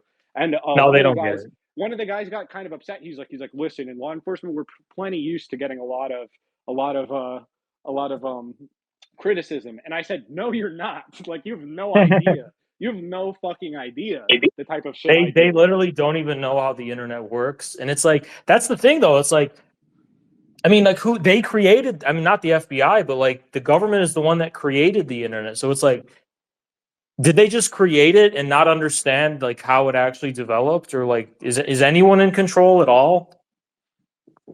The truth is that no, like that's the secret of it all. Like, and people hate this because they want it to be like, oh no, like there's a like we have to give names and things to these forces, like you know what I mean? Like there's someone individually or like responsible for this. But the truth is that it's like fucking anarchy. Like that is the cosmology of oligarchy. It's like the implicit notion that like geopolitically, world politically, politically in general, there is a fundamental state of anarchy where like there's no ultimate like overcoming of this state of anarchy. There's just ways of imposing by force like limits to that anarchy. You know what I mean? Like there's not a sense of like that things are in order. It's like, oh, this is like a chaos and like we're they're like frontier sheriffs, you know what I mean? Where it's It's like like we you say all this, and then tomorrow it'll be on the news, and like the FBI will be talking about it, and they're like, "Breaking news: We just discovered after all this time the Nyan Cat Pop Tart Cat thing, and we're just cracking the code of that." And yeah, it's like yeah. that's literally where they are. They're like 10 years behind, like where the internet is right now. Well, I mean that's what And NAFO is, right? Like NAFO is like straight up like mid yeah, literally from 2000s like Reddit internet. It's like 2009 internet. yeah, yeah, literally. Yeah, actually true. They're like, yeah, it's like the freaking Doge meme, you But know? listen, this actually is funny because it's actually more effective at like psyoping the European population than it is even the Oh, American yep, population. Because the yep. Europeans are just like backwards Americans at this point. They're just like behind like the German. I imagine the German in my mind. Like when I meet Germans, they're like, oh, this Kendrick Lamar, yeah, or whatever. Like they're like behind. They're like way behind on things. And like they're like they're the ones who are like going on Reddit and being like, ooh, the most cutting edge things from America or whatever. They're not at the site of where like I they're not. think everything that we hate about Reddit literally comes from Europe. It's Yes, literally all Europe's fault. yes, yes. The Europeans are like they're like the most backwards like Americans in the sense that like they They're don't like really know how bad things truly are. they're like They're the kind of retarded. Brahmins. They're like the Brahmins that are like reflexively trying to rationalize retarded American memes and trends, and it's like annoying to us because it's like it's not that deep, you know. Like Yeah, they're like, yeah, yeah, you know what I mean? Like they're like yeah. trying to they're like overly being reflexive and like contemplative about it, and it's like that's why they'll never be cutting edge. It's just like And like, look. I loved Moscow. It's literally my favorite city in the world. I hate to say it, but it's like I was there for like, 10 days. I'm not trying to say I'm an expert, but like from what I could I mean, I feel like I have a pretty good sense of like being able to appraise places, and it's like I couldn't really like name anything I thought was lacking there that we have here. I was just kind of like, I'm like, look, I'm an Yeah, American. I want to believe there's something about America I really prefer over this place, but there was really nothing there was nothing that made me like homesick at all, that it made me miss. I mean, I know it was only 10 days, but I really thought about it deeply, and I was like, honestly, this is just like a better city than anything we have, to be yeah, honest. no, this is what I tell people all the time is like the only real benefit of being an American is being an American outside of America. Like at this point, like I have Yeah, friends who yeah, like go like every time I have a true. friend who goes and teaches English in another country, they almost never come back because it's better for they have better lives somewhere else being an American abroad than they do being an American within But America. what I was gonna say is like, it's like I love Moscow, but like I fucking hate Europe. I'll never go to Europe. Like one of the things I loved about Moscow, I was driving from the airport, and on the outskirts of Moscow, it's like so automotive. It's so tailored to like cars, even like the giant big stores with huge neon lights.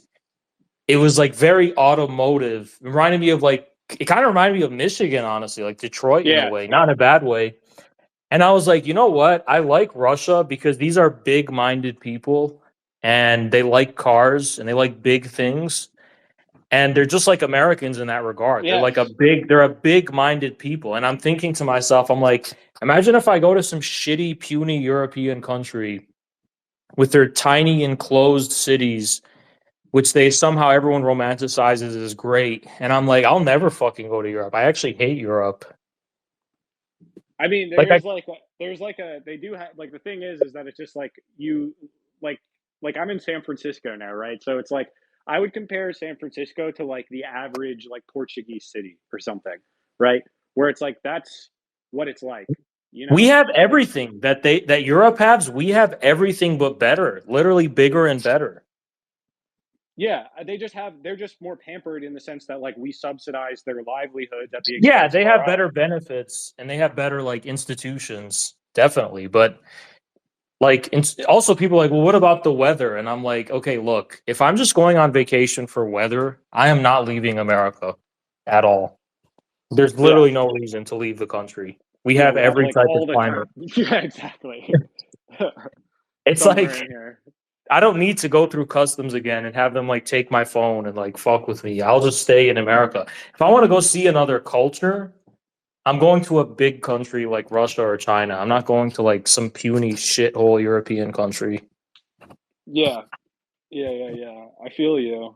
I mean, this is that's like the biggest surprise for me, I guess, when I traveled to Europe is being like, oh, like this is just like an extension of America. I There's not I really only the only anything. place in Europe I've been was the Frankfurt airport, and I literally America built that airport, didn't they? Because I could tell like this is literally just a American colony, Yeah. and it was so obvious to me. One of the things I first noticed about Moscow that made me respect it right away. Every time I land in a foreign country, whether it's Turkey, whether it's Germany, wherever, I always pay attention to the airport infrastructure. I'm like, okay, clearly this is an American paradigm of like infrastructure. They're just kind of an American colony. I don't really see any distinctively national character or quality just to the machinery, the infrastructure, the trucks that they're using, Yeah. all this stuff at the airport. I land in Moscow, like everything seems like I don't even know if this is factually true. It just seemed that way. Everything seemed like it was like a uniquely Russian type of engineering and build and like infrastructure. And I'm like, wow, this is actually like a different country. Like, for the first time, I've actually been like somewhere outside America because like I could sense like they just like have their own paradigm of like building things and developing things, and I really get the sense like this is a different world. Yeah. And you wouldn't think that because Russia's only like 170 million population, but it really is a different world. It's like people from all over Eurasia are in Moscow. It's extremely diverse. That's another like thing. Like right wingers are always like trying to project their nonsense on Russia, thinking it's like a white supremacist paradise. But like the truth is, like Moscow is more diverse probably than like actually I don't know about Detroit, but it's a really really diverse city. But the only difference is that like everyone actually like knows and respects each other in a way where it's not like anarchic. It's not culturally nihilistic and chaotic Yeah. where there's no sense of culture at all because there's just so many different contrasting ones. It's more kind of like there's a sense of harmony there. And I couldn't really shake off the feeling that like the Russians are basically like our friends who feel bad for us, and we're gonna have to be in America like doing like going through hell basically to make this a real civilization. Like that's kind of the feeling I got. I'm like, you know what? They kind of got their shit locked down here. Um, they have nothing else to learn from America at all. Literally nothing. They've learned Yeah. everything they needed to. The same thing's true, And I think, in China. Like, oh, that's especially true. Yeah. did you ever watch the Chinese mayor's documentary? I Someone forgot. linked it to me, but It sounds familiar. I probably did. Yeah. yeah, it's what was like I like there's a good interview in it where this guy was like, I used to respect America 20 years ago. And it's like we're sort of the ones still trapped in this notion that like everyone's still looking to America as like this end goal, but it's No, like they're. it's already past. Like it's not I mean, only like, that look, it's like starting to change, it's just that like that is already in the past. like the reason Russians were really receptive to the fact that we were Americans wasn't because they admired America, but because they were like, "Holy shit, Americans are here!" I thought you guys literally like walled yourselves off and became insane. Like you're the first Americans we've seen in like years. And it's Yeah. like they've been getting on by fine. It's like they've been thriving, literally prospering. I went to their exhibitions. They have this like regional exhibition fair, I guess. I don't know what I would call it. Like a state fair kind of. Yeah. Yeah, where they're just showing off like all the new futuristic plans they have for all their different regions and all the diversity and culture. And it was like so cool. It was like tailored for families. It was really like very modern, like very, very high tech kind of Yeah. vibe and feel you get from it. And I'm like, damn, they really don't give a shit about us. They're literally just prospering.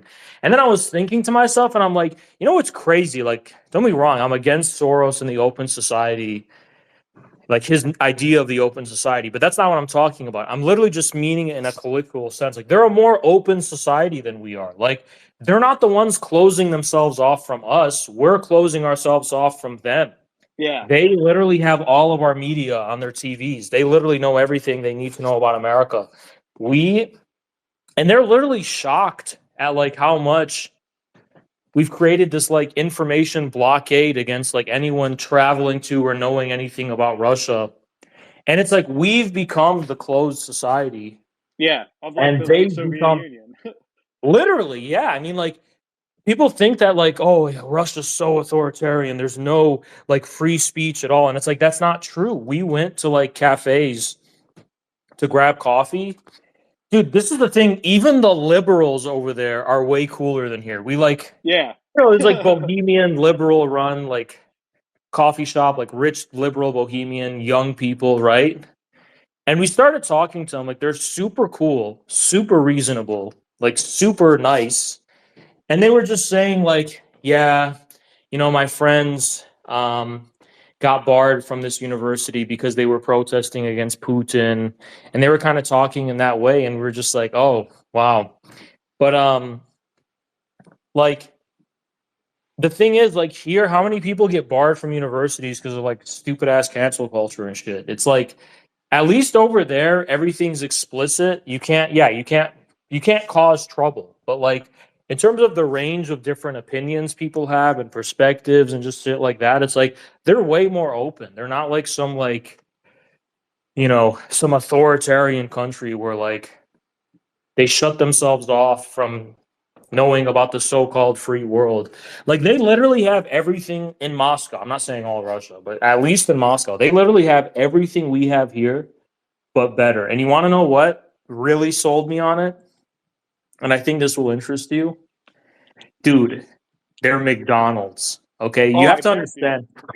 You got to understand what they did. All right, this is I'm an American. This is my ultimate litmus test. Right, the Yes, McDonald's. yes, First of all, dude, they took over their own McDonald's, so it's nationalized. It's now a Russian brand, yes. which looks cooler. First of all, it's like way cleaner, way classier. It's everywhere in Moscow. But second of all, dude, the menu, I'm not kidding when I tell you the meat quality, the variety, and just what they had on the menu, it was so good. I was like, I could literally get fat in Moscow just eating McDonald's every day. Dude, they have snack wraps I've never even seen in my life. You know what the snack wrap, right? Yes. They literally have complete liberty to do whatever they wanted with the menu. So they literally just listen to the customers and they have like a ton of like cool variety. Everything we want from McDonald's, they have back because they just like they're not bound by the corporation anymore. So they literally do whatever they want with it. And it's like, damn, even their McDonald's is way, way better. And I know like a lot of countries, McDonald's is like fancy and people say it's better, but I'm like, no, like it's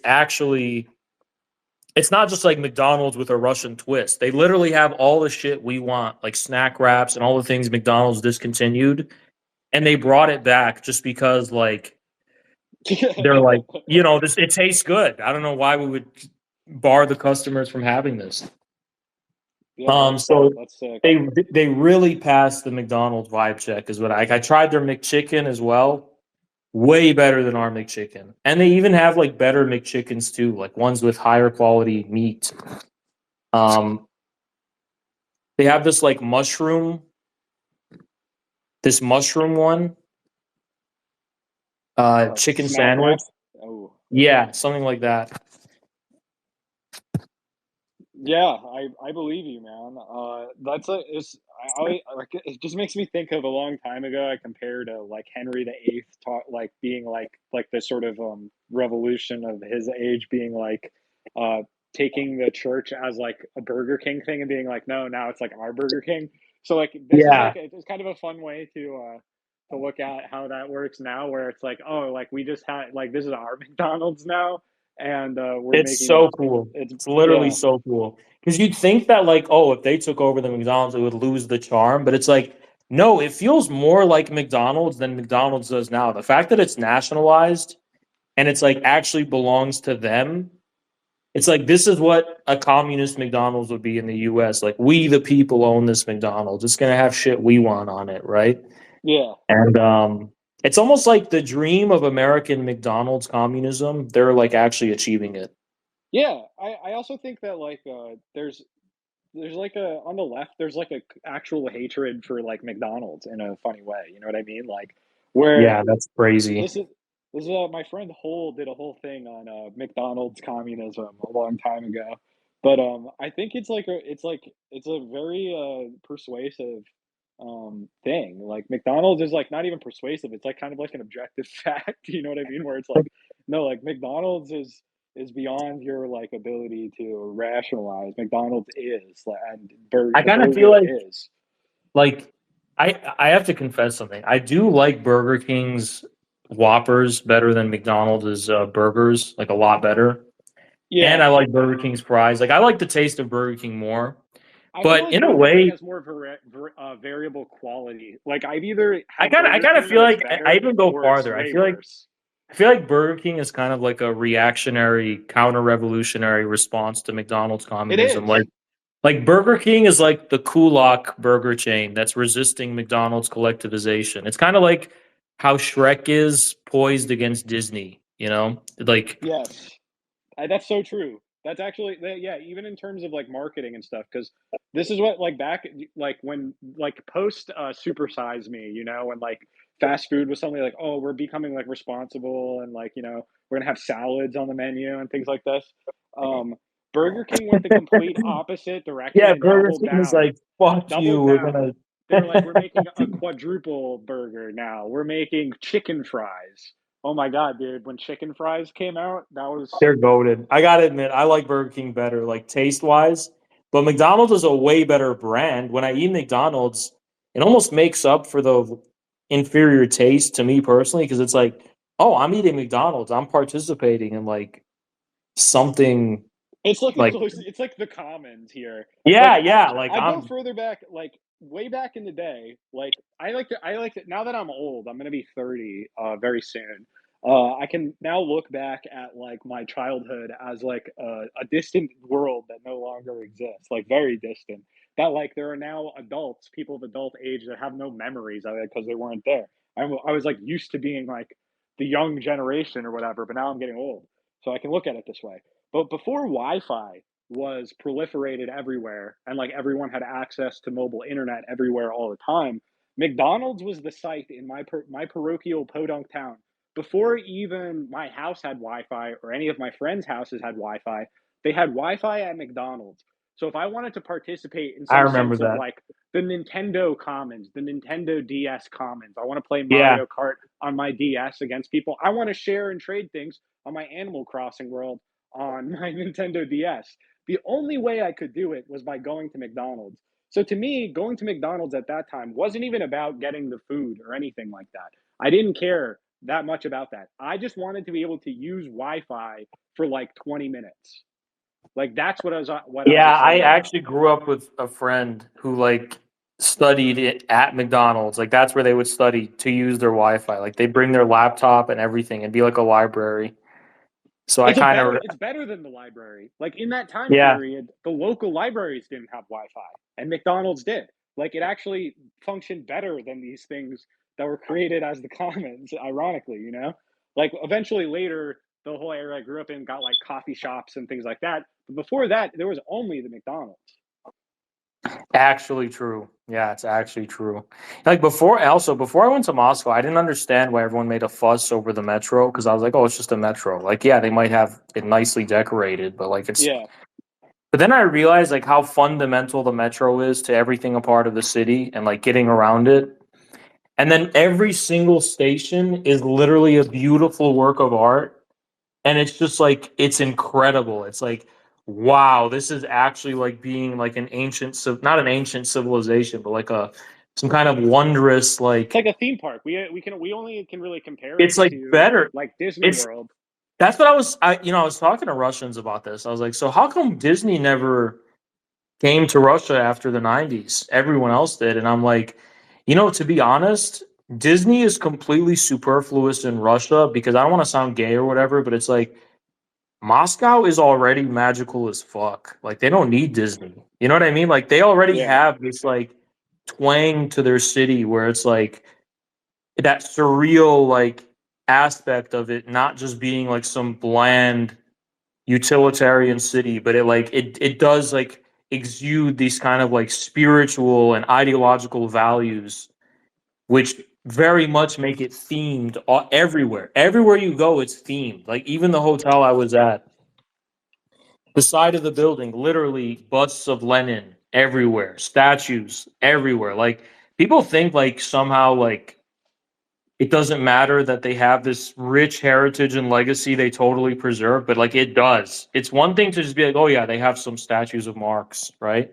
It's another thing to walk outside your hotel, just like one on the sidewalk, not even a block, and a giant statue of Marx saying "Workers of the world unite," totally in Yeah. pristine The thing condition. is like I understand the appeal of this because like I like even San Francisco has elements of this, but I would say like and New York has elements of this. There are very beautiful train stations in New York, and when I had like a daily commute that, for instance, went through Grand Central Station, like just being in Grand Central Station feels amazing. It's an amazing place to just be in. Like it feels great, like especially compared to the rest of the subway experience and all the other stops and the rest of it. Like you can sort of see this like lost dream of like this type of like commonly owned and existed in like work of art, which is like what a city should really be. San Francisco, I think, actually has some of the best like public parks and things that were designed in like the glory days of this. Like Golden Gate Park in San Francisco is like the best like city park in America by far. But even then, it's like an abandoned theme park from like the 1890s is what it feels like in a lot of places, and you can see how it's been like marred and sort of not up kept up the way that it should be. There's like statues that are effectively abandoned that are like kind of like a few feet into the woods, and like I like crawl through the overbrush and like dust off the thing to like see who it's a statue of, because there's all of these abandoned statues. There's like a statue of Cervantes and like Don Quixote and stuff. There's all these statues of like figures from like the Spanish American War and the Mexican American War that like people just don't want to remember anymore. So they're just like, even if they're not torn down, they're just like left to rot, like where they are or whatever. We had this sort of theming, like we invented this, you know what I mean? Like that's something that they learned from American like civic engineering. Like that was a pride of like American infrastructure in the past. That's Um, really the feeling I got from Moscow was that this is the lost American dream. Like on literally the other side of the world, it was made into a reality. Like the American dream got lost, drifted away, and is now like in this extremely like, from our perspective, exotic oriental city. I don't know if I'd say oriental, this like Scythian capital yeah. where it's been carried away by like these So like this this is like other when we are talking about totally. incompetency, right? Because it's like that's actually a Yeah. big deal. I because like I'm fascinated by Disney World in general. I'm a big fan of the YouTube channel Defunct Land. This guy makes like pretty fucking high quality documentaries about like esoteric Disney history and stuff. But he put together a bunch of stuff on like the creation of Epcot and the visions of Epcot.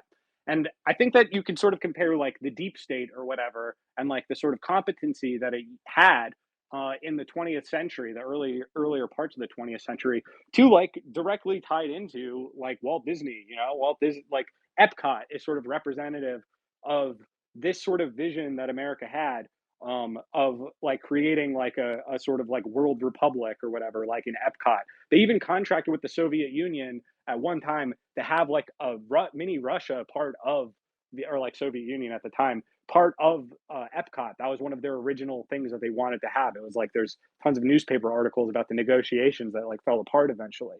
But this was like what the like if there's like a there is like a like there's not there's like a one-sided disavowal of like everything in America as like cursed by its contact with like the deep state in that way, like in the 20th century, where it's like, Yeah. oh, but it's like there is a kernel to it, which like has been accepted and proliferated in other parts of the world without the baggage of all the other It stuff, kind of which is seems kind of like like cursed it. in the past you had these, even the Rockefellers and shit were like these visionaries, some of them at least. And I don't agree with their vision at all, but like they were visionaries who had this like Yeah, bold vision of a totally global integrated world, whatever, based on technology and all this kind of stuff. And it's like now it feels like the people in power who actually are making a difference are just like hateful, spite driven maniacs who just want to destroy the world basically because of like their own grievances. yeah, like that's I think it's like almost explicit in like the propaganda too, where it's like we don't have a like sense of like a positive project that people are participating in anymore. It's sort of like we also refuse to like even acknowledge the sort of marvelous things that are happening elsewhere. Like a lot of times I spend a good amount of time watching people just walking around like cities in China, like third rate cities, like 17th rate cities, like small cities that no one that you'd never hear of that are like the size of like the seventh largest city in Illinois or something like that. Like just these very small cities and just seeing like what they've done with it, you know, just videos of people walking around. I'll have it just like playing in the background and like just there's like marvelous like architecture, like all the things these like trads and things are like pining for and stuff like this, right? Of like ambitious, like aesthetic public art projects really like for it to be ultimately like enjoyed in common. It's completely on another level and it's something They that we're have like not even allowed to acknowledge. Don't they have like seven Eiffel Towers in China, like cities that are entirely modeled off European cities, like one for one? Yeah, but they'll say like that these things were like failures or whatever, like this is like that No, people everything. live in them. No, There's but like no, but what I hotels mean and is shit. what I mean is there's actually a refusal to acknowledge it, even by people in general. Like they'll like, even if you're like, well, look at this, and they'll be like, yeah, but it's like it's like when like Jon Stewart's response to Tucker Carlson praising the Moscow Yeah, Metro, right? yeah. Is being like, well, What we have about to live in Navalny? garbage. Yeah. Yeah, it's fucking nonsense. No, it's like it's actually abundantly clear to me. Moscow to a limited extent, but especially China. Like especially China. Like the marvels that they have created there may as well be out of a science fiction movie, and everything we could possibly imagine. Like we think we have like this weight of imagination. They've actually realized it in China. Like things that we think are only in our imagination, they literally have achieved there, which is so crazy to think about. It's literally like a part of the world where things we think about in our head that just we think are purely hypothetical, imaginative possibilities. No, they've actually done it. It's like actually there on a mass scale, not just like an isolated here or there. Like almost all of their cities that they build Yeah, we are like, design those things as video game environments. Like we design these things that yeah, are that's like what I mean. simulations. We design them as CGI. We make movies that are set in these places that don't exist, Exactly. And and they they're actually actually build there. games that are like that. Like you, there's no other word to describe it. Like they actually have marvels. Like it's actually Yeah, marvelous infrastructure, buildings, just in general. Like you said, things that are just made for public spectacle viewing and enjoyment. It's things like, that we wouldn't even like for instance, like the mall. Like you can be, yeah, if you're a leftist in America, you're very cynical about the mall. You're like, oh, the mall, consumerism, bad, ew, gross. But it's like I like the mall. I like to yeah, walk me around a too. mall. I love the mall. I love to just walk around the mall, not even buy anything. I just like, because it's like, I don't know, it's a part of, it's like life, It's like it feels like belonging to a world when you're in the mall, even because there's all these different people doing different things, and They things are have like themed these differently. And they have these incredible public parks, malls, you name it, and we have what are they called? We have the Meta Quest Pro VR headset, yes, yeah, and like in the middle of a shithole. That's what which we no one have. even Like wants. Like we have like we that's the have thing. Like we we keep have being like, oh, people we'll have like virtual reality, so no one will care. But it turns out that all of these technologies that are going to do this, they're all like, oh, actually, it just makes you nauseous and gives you a headache, and it's like we have everyone stares at you like a freak. we have people like in the middle of like East Palestine, Ohio, literally living in a decaying environment with a VR headset on, just like fantasizing and dreaming of a better life. And China actually has like science fiction marvels that have come to life and like actually It's not became even real that, but life. it's like even in like kind of banal things, but it's like, I'm a big fan of bookstores.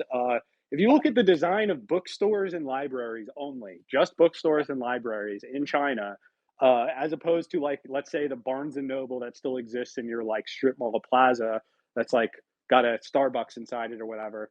Just like look like with like the popcorn ceilings and things, just like looking like a warehouse, like it's not like not really kept up or like looks nice, not really curated in any very interesting way. Kind of like a kind of beige experience of being in a bookstore.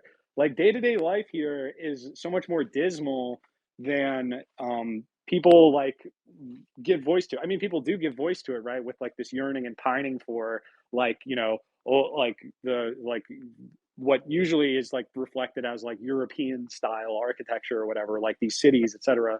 But that's only because we have given up like all of these things. We don't protect these things. We don't conserve them.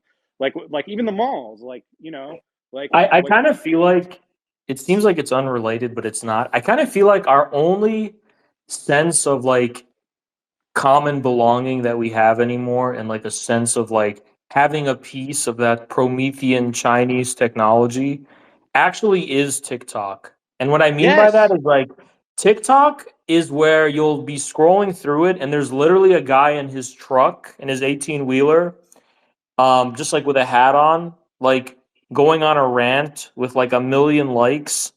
And it's just literally a way for us to have insight into like the people, like what are Americans thinking, what are they yeah. talking about, what's on their mind, like what's the mood? How do we appraise, whatever? And it's like that's what TikTok is. It's like an insight into all facets of life. It's like a dream of communism, like that movie by Dziga Vertov in the early Soviet Union, Man with a Movie Camera, where there's literally just this camera eye, like voyeuristically looking at every facet and aspect of life in the Soviet Union. And it's like this is like a sense of like communist cinema, where you just like see every nook and cranny and crevice of what's going on in your country. I mean, yeah, it's not in like a perverted sense. I know I used Yeah, voyeuristically, yeah. like, oh, you're doing being a peeping Tom, but it's more like you have a sense of like knowledge and It's like awareness of cinema like, verite.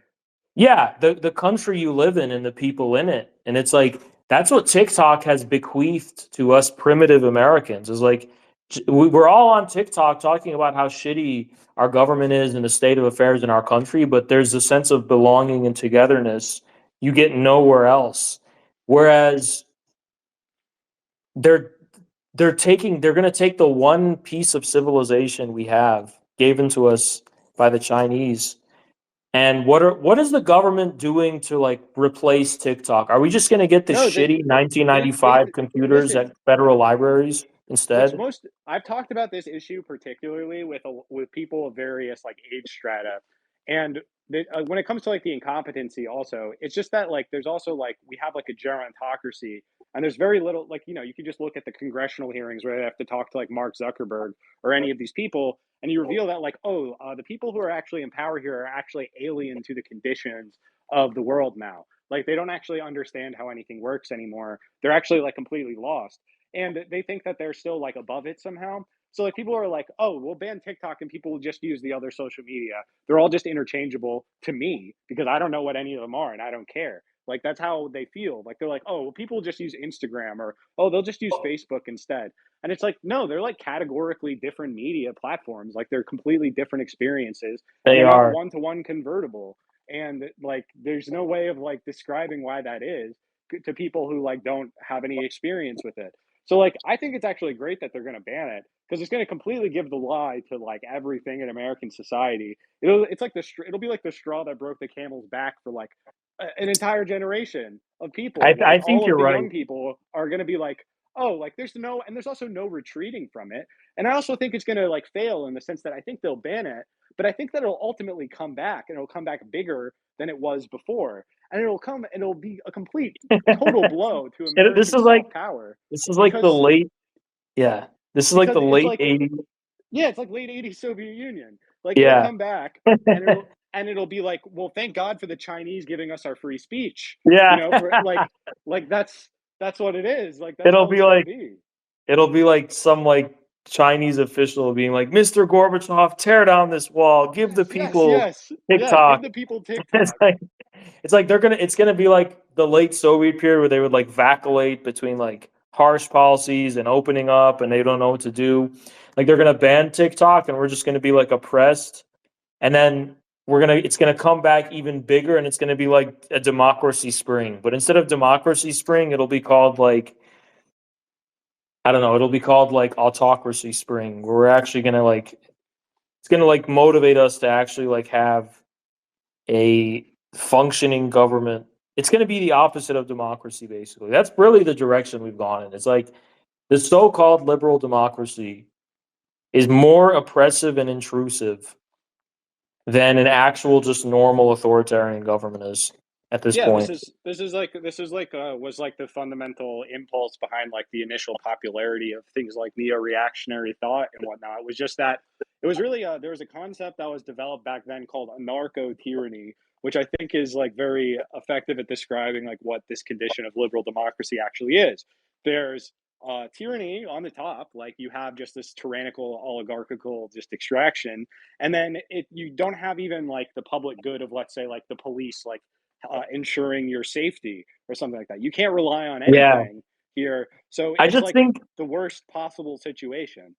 I think one of the things that went wrong with that whole NRX thing is like it's It's just funny utopian that's socialism, it is what that it is. and it's also funny that like Donald Trump ended up being the leader that they Guide. were like inadvertently But like, can you imagine like a Silicon Valley geek like engineering a true king or leader? Like, okay, what America needs Zuck is a is trying. monarchy.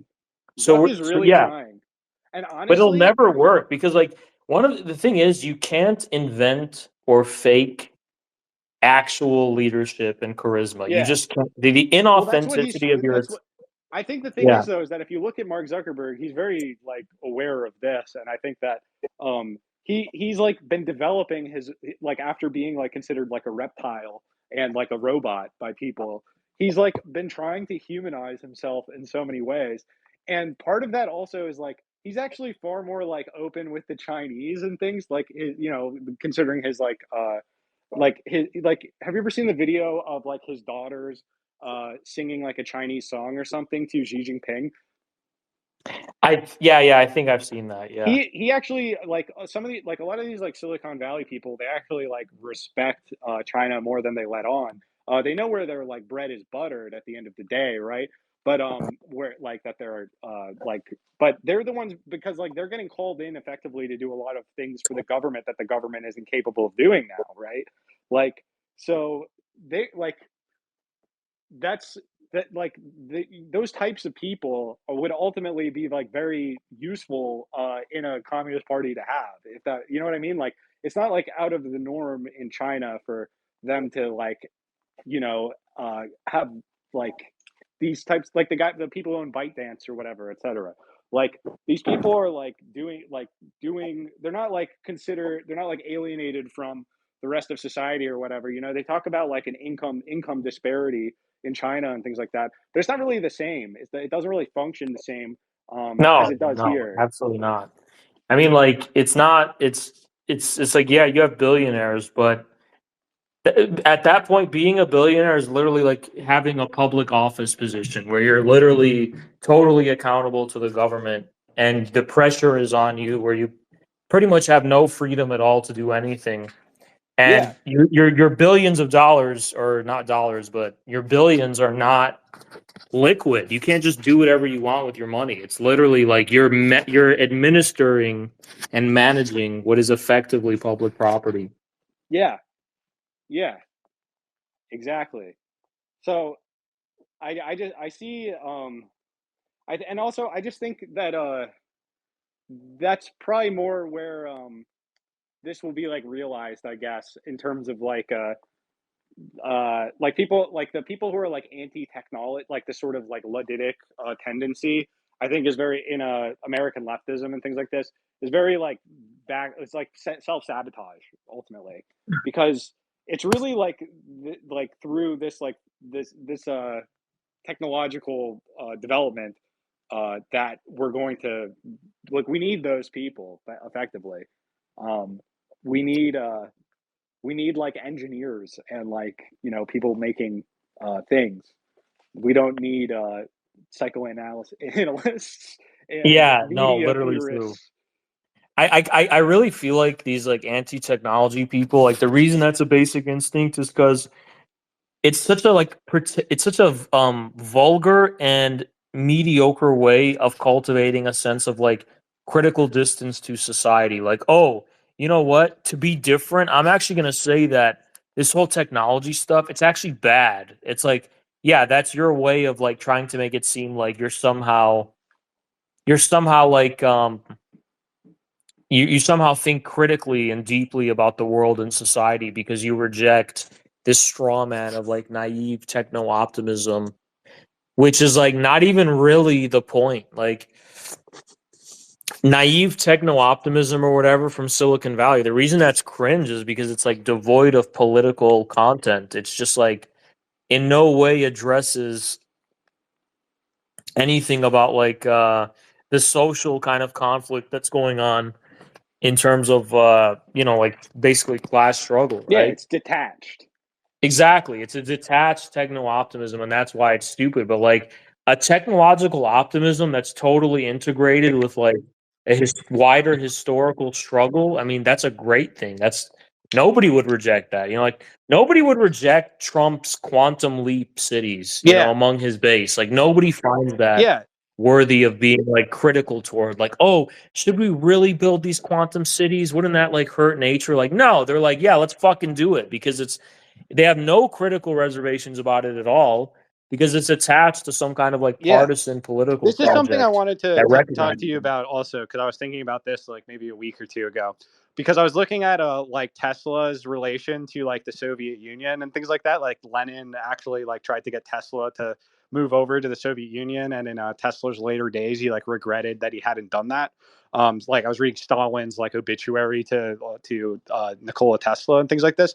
But Tesla is actually a big, like almost mythological uh, creature in the American like sort of conspiracy theory universe mind. Yeah, And like the whole notion of like communism in America, I think is most like expressed through that. And it's like free energy is like what it's like a huge, they're suppressing free energy technology. Like that's like the like most purified form of like the conspiracy theory in America is that like you have these people who are like maybe they're positioning themselves against like communism or whatever, but what they're like, but like, well, actually, what we want is to like like have like these mass that like to unleash all of the forces of production, and so that we have like free energy.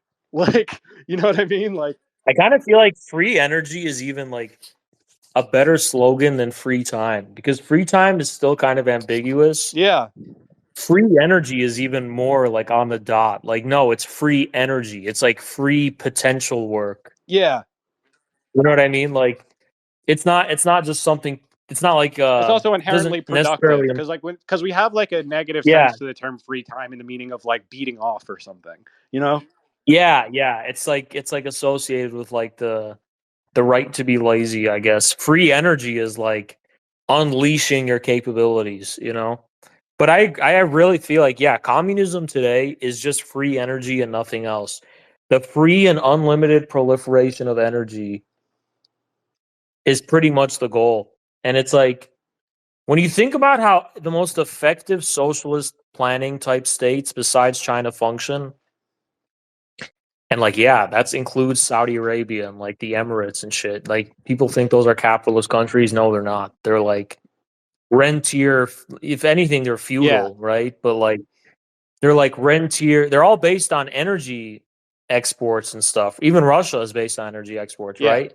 And it's like, it seems like there's just like unlimited wealth when you have energy. When you have a supply of energy, um, it doesn't seem like there's any limit to the wealth you can create or the things you can do, even, right? yeah, And I feel like what else is the content of socialism or communism than like unleashing free energy? And you could talk about like whatever other policies you want after that. Like, oh, I want public transportation, I want healthcare, I want it. Like, okay, let's get free energy first, and then we could literally do all of that, no yeah, problem. It's like that guy I talked to at the MAGA rally, where he was like, yeah, we should just do what Saudi Arabia does. The government owns the oil or the minerals and yeah, resources, and then they just use it to give us free healthcare. And I'm like, yeah, that's literally how you do yeah. it. Nationalize energy, make energy free, and we could literally do anything we fucking want, pretty much. Yeah, we if you think about like how much like I think that's also like sort of like the biblical injunction of like the debt jubilee and things like this are all really about like freeing up the energy of labor, because it actually emerges from like having to free up like corvée labor for the palace economy, where if they were like in debt, then it's like if you're in debt, then it means you owe like labor time to like who you're indebted to, right? And but like freeing up and then like you could end up in like a basically a debt of work such that like you could never get out of it. But it's like freeing up labor, like the free energy also allows these people to like produce more in their own like plots or whatever. Like this is like the basic palace economy of like the mega civilizations of the ancient East for forever. It was like the whole point of debt forgiveness isn't even like moralistic. It's like pragmatic in the sense of you can't like it's debt is like literally a drain on people's use of energy. It's like and you can Yeah, see this sort of like reflected. it's wasteful. Yeah, well, it's like vampiric also, where it's like Yeah. you're taking these people's energy and like wielding it for yourself, like kind of wastefully. Yeah, exactly. And it's like that's another thing I think about, but it's kind of associated with austerity, so I never really get into it. But it's like another thing I feel like is like efficiency and waste is a huge factor, and I feel like socialists never talk about it. For example, Singapore had this program where they created like mandatory national savings banks for everyone to basically kind of like, and we have a limited form of this with Social Security, but I kind of feel like that's also a factor of like giving content to socialism is like, yeah, let's actually efficiently use what we already have. We could probably, because people always say like, oh, the reason Americans are in poverty is because they're just not like Asians. Asians literally squeeze and save every penny they have, and then lo and behold, they have starting capital that they use to prosper. And it's like, I feel like there is a grain of truth to that, but the falsehood in it is that you could somehow make that just an individual responsibility, which it isn't. I feel like collectively, actually being efficient when it comes to savings and resources, it's not austerity. It's more like mandatory management. We already have it with Social Security to a limited extent, but it's like I talk to old people, and I know Social Security kind of sucks, but all the old people who defend it that I talk to, they're pretty much like, look, when I was a young guy, I didn't want to pay this shit, like, but I just wasn't thinking far ahead enough into the future. Now that I'm old, I realize it was a great thing that now I have all this money I could use to retire. And it's like, if that could be applied to other things too, I feel like it could solve a lot of problems. Yeah. I mean, it's just like like it's a mindset of like civic responsibility, even because like if you think about it, like you in the future is sort of also representative of everyone else. Like it's someone other than who Yeah, you are right exactly. now. Like the people, Like as individuals, yeah, I was just sorry. saying, like people even colloquially, they'll be like, "Oh, that's a problem for future me" or whatever. You know what I mean? Where like that's Yeah, like a way of avoiding responsibility, not only to like yourself, but like to the commons, like to everyone. that's exactly it. It's like what really needs to be collectivized is the future. And like, yeah, a lot of us people are like, "Oh, it's a matter of IQ and shit." And it's like, well, not necessarily. It's just there's a huge human tendency, I guess, for people to just like not feel the immediacy of the future because it's literally not immediate to them. They're like, "Oh yeah, I'll worry about that in 30 years," Yeah. right? When someone's caught up working the grind, dealing with very immediate problems, it's clear how that immediacy, the future isn't going to impose upon them as an immediacy. But I feel like one of the jobs of a government or a state is to impose the future as an immediacy upon us as Yeah. individuals This is now. this is the whole distinction between the people who say like the national debt, the national debt, the national debt, and the people who go, none of that's real, none of that matters. It's all fake, it's all made up. Yep. Yeah. Like I had this issue No. Yeah. talking to older people where they'll be like, I don't even know like what the debt like is, like whatever, like who cares? And it's just like, well, you kind of have the privilege of not caring because like you're pretty confident that you're going to die before any of this impinges on your day-to-day life. But I can't be. Like I'm a father also. So it's like not only do I have to think about like my own future, but it's like my children's future at this point. And it's like, well, this is actually going to impinge. Like it's not going to carry on forever. Like the future is actually like, debt represents like the future in that way. Yeah, I know exactly. It does, and it's like a private claim to the future, more or less. Yeah. When it's a private debt, that's all it really means.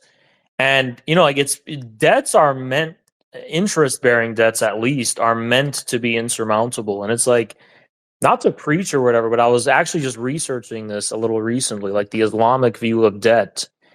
And it's pretty much a total ban on usury in general, Yeah. like interest bearing debt, totally banned. But other kinds of debts, basically, like if you're lending out money, you also have a responsibility to assure or at least appraise within your own judgment that you will be paid back. You actually should help and like participate in the process of getting paid back pretty Yeah. much Well, this is a big so that it's a productive this is investment also like a big basically. thing where it's like, so in China, like in the Chinese mayor's documentary I was watching, they'll have like local governments, like, you know, municipal governments and things like that, investing in startups like they're venture capitalists and stuff. And then like the mayor is like going and meeting with like the board and like trying to make sure that the company works because they invested in it. But like here it's completely like the reverse. We would consider that as like corruption here, right? Where like if a local government was like invested in like a factory in the town, they'd be like, that's a conflict of interest here, right? Because what you're supposed to Yeah, as do, if the government isn't a business yeah, already, you because know? what you're supposed to do here is you are trying to get bribes, like kickbacks, donations from that company, so to, and then you do policies that are in their favor. But it's not like a collaboration. It's actually kind of antagonistic. There's like a sense of threat, you know, where it's like, well, you know, you better be donating to my campaign, you know, like, It's literally like mob politics, pretty yeah. much. It's like organized crime, That's pretty also like much. what tipping culture is here too. It's like a hangover Ah, from this so from true. this like 1920s gangsterism, which has never I'm really kind of left. sick. I'm kind of sick of like leaving a tip and worrying if it's like too little. I'm Yeah, like, you know what? The fact that I'm leaving one in the first place, culturally speaking, that should be. I know it's not how it works in practice. Like they need tips. I get that. But that shouldn't be how it is. Like they shouldn't have to rely on tips yeah, because it's just bad for both of us. Like I go to the restaurant, I leave what I think is a decent tip, and then they take it and they kind of give me a dirty look, and I'm like, "Oh shit, my bad. My bad for not giving you enough of this extra totally voluntary gift that shows my appreciation." Um I don't blame them either, but I'm just saying like culturally it fosters a bad taste in all of our mouths. Everyone involved, you know, like it's yeah. just not a good thing Well, for one thing anyone. that it assures is that the only quality service is for extremely expensive luxury goods. Whereas, like, you know, if you're at Yeah. McDonald's, you're like, I'm not gonna fucking tip for my Big Mac, you know? Like, well, I'm not gonna. You know, I was reading something. I don't know where I read this, but do you know like 100 years ago, tipping used to be insulting? Actually, in Spain, and during the Spanish Civil War, I think George Orwell wrote about this. I think this is where I wrote about it. I hate that guy, Yeah, but this is where I wrote about it. He was in like Catalonia or some shit. I don't know yeah, where. And like it used to be a common position among left wing politics. Like if you were running a co op or a hotel and you tried to tip them, they would get pissed off and insulted, and they started putting signs on their shit that says "No tips allowed. We do not accept tips. Do not try to tip us." And I thought that was so weird, but then I was like, actually, I kind of get it. It's like tipping is a form of like demeaning them as like, oh yeah, here you go, servant, yeah. good job. No, well, I mean, that's As opposed to I've been a server yeah, before, and it's like actually like that's sort of what the whole idea is that like you're supposed to like it's like LARPing like you're a mob boss or something, right? Where yeah. you're like buy yourself something nice or whatever. It's kind of like It is perverted in a way. It's perverse. like, okay, here's a formal transaction, and then like now I'm gonna slide something under for a little You kind of extra. have It's to like, like I used to yeah, get really good tips, but I did that in a lot of ways by like being extremely servile to people because I mean that was my interest at the time, right? To get like big tips. So it's like, you know, it's like if you make the table laugh or something. You know what I mean? Like you have to be it's like an enter you're a clown, you know what I mean? Like you have to. there's something about the reliance upon tips that just characterizes perfectly the state of what it means to be an American today. It's like we're supposed to have like institutions that actually work on at face value, but that's actually not how it works. You actually do need to demean yourself Yes. for a little extra just to fucking make it by now. Yeah.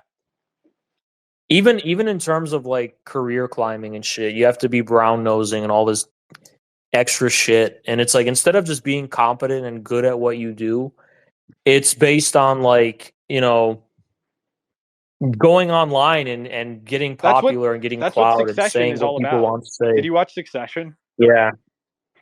I watched like the Okay. first two episodes. It was really good, Okay. Well, but it's really good. I I'll never. spoil a little bit for Yeah, you, but I don't really believe in spoilers anyway. But the guy who I don't either. inherits the throne basically is the one who's explicitly the most who eats the most shit. Like it's an explicit part of the show, like where of him being like, I'm like I'm the most willing to demean myself. Yeah, that's actually how it works. Even in terms of celebrities, like we all know about like the humiliation rituals rappers have to go through, and especially female celebrities, the things they have to do, and it's like, yeah, it's all like humiliation rituals they do, which somehow is a source of power for them that allows them to like climb the ranks.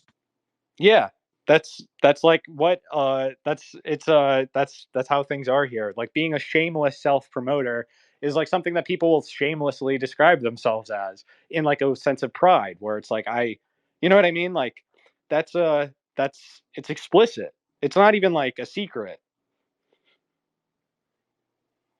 Yeah, I know. Honestly, that's actually so real. It's like the way you make it in America is by literally being shameless and having no dignity, Yes. and just like Kim Kardashian or some shit. And somehow that will make you like revered as like a divine like being in the eyes of the public. Yeah. It's very perverse.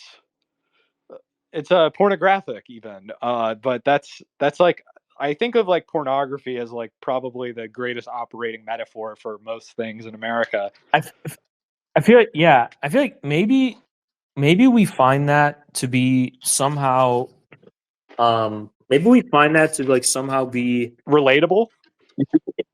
in America we want people to demean themselves because I think we all believe like something about the American ethos is kind of like, look, all of this culture in the old world that people have, where there's like honor and shame and all that is fake and Yeah. like inauthentic.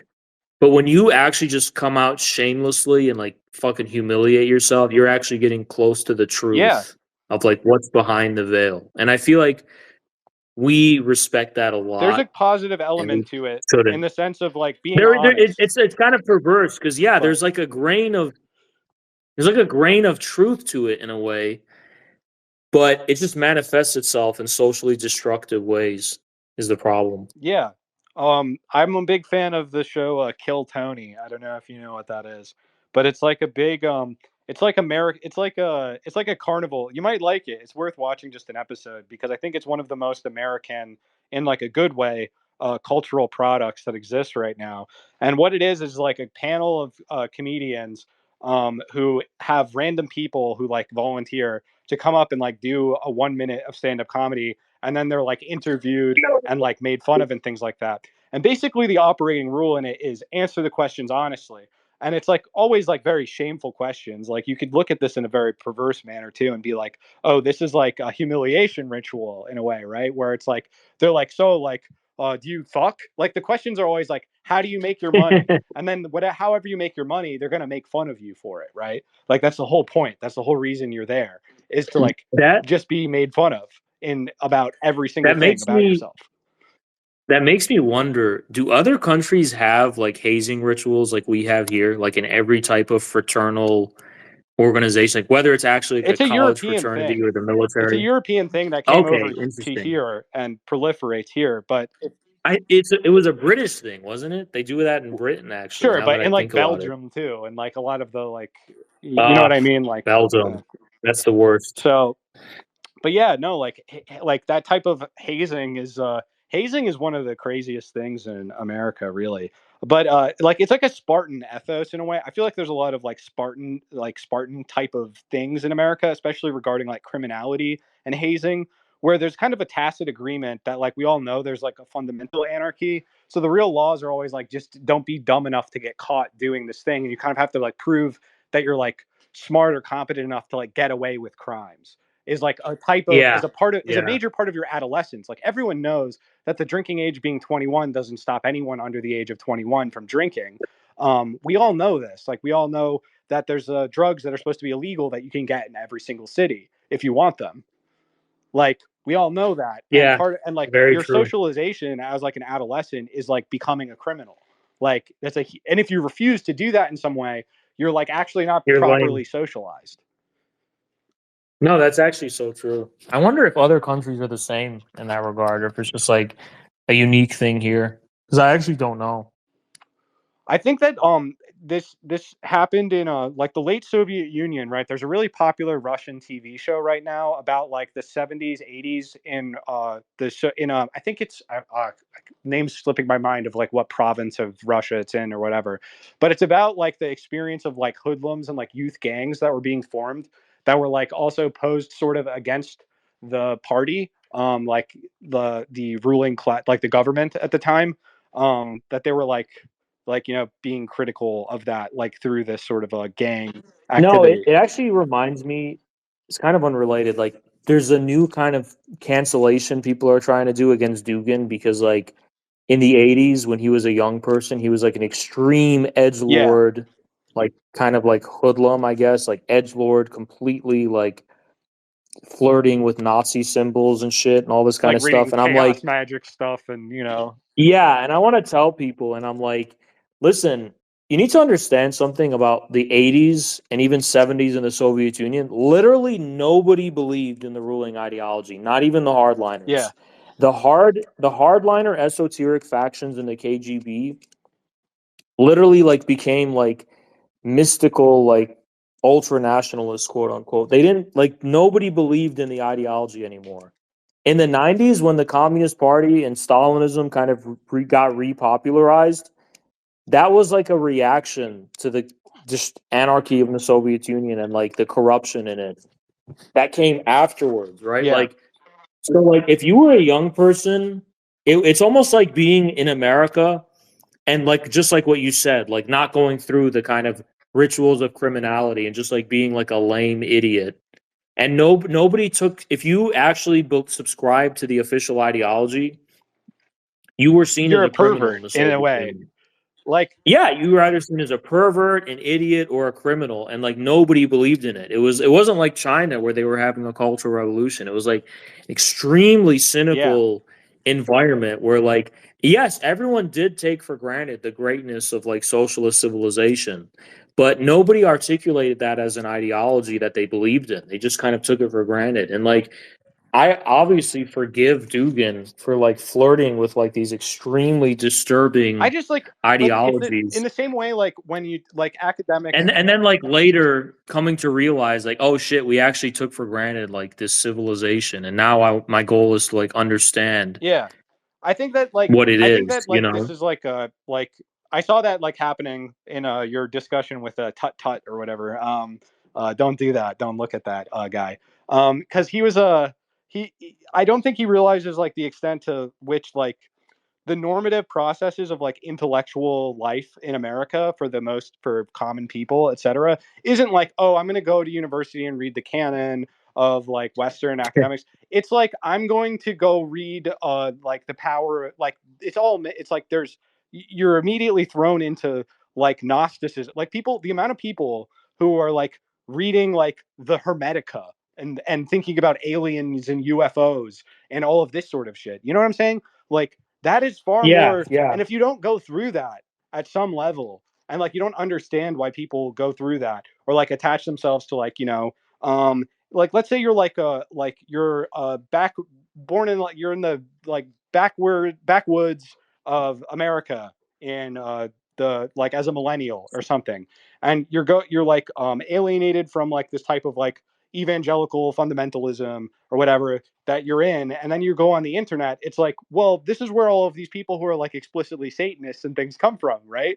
It's like they go on and they read like Aleister Crowley and these sorts of things, and they're reading about all of this like crazy stuff. Like this is like what is being presented as like the looming threat of fascism in America, is the fact that you have all of these like disaffected young people who absolutely don't believe in the ruling ideology because they're not perverts, like because like it's no one takes it seriously. If you take it seriously and you go down that route and you become like fully institutionalized or whatever, partially that's because you've like not even gone, like you're not watching Neon Genesis Evangelion. You know what I'm saying? Like all of this all of the like weird like fringe stuff or whatever is actually very mainstream. It's just not reflected in the mainstream institutions. That's partially why Joe Rogan is like so popular here too, is because he comes out of that circle of like people in America, they're like doing LSD and like thinking of it, talking about machine elves and DMT and like shamanism and things like this. This is very mainstream culture. Like this isn't like fringe stuff that like that's like completely unserious or whatever.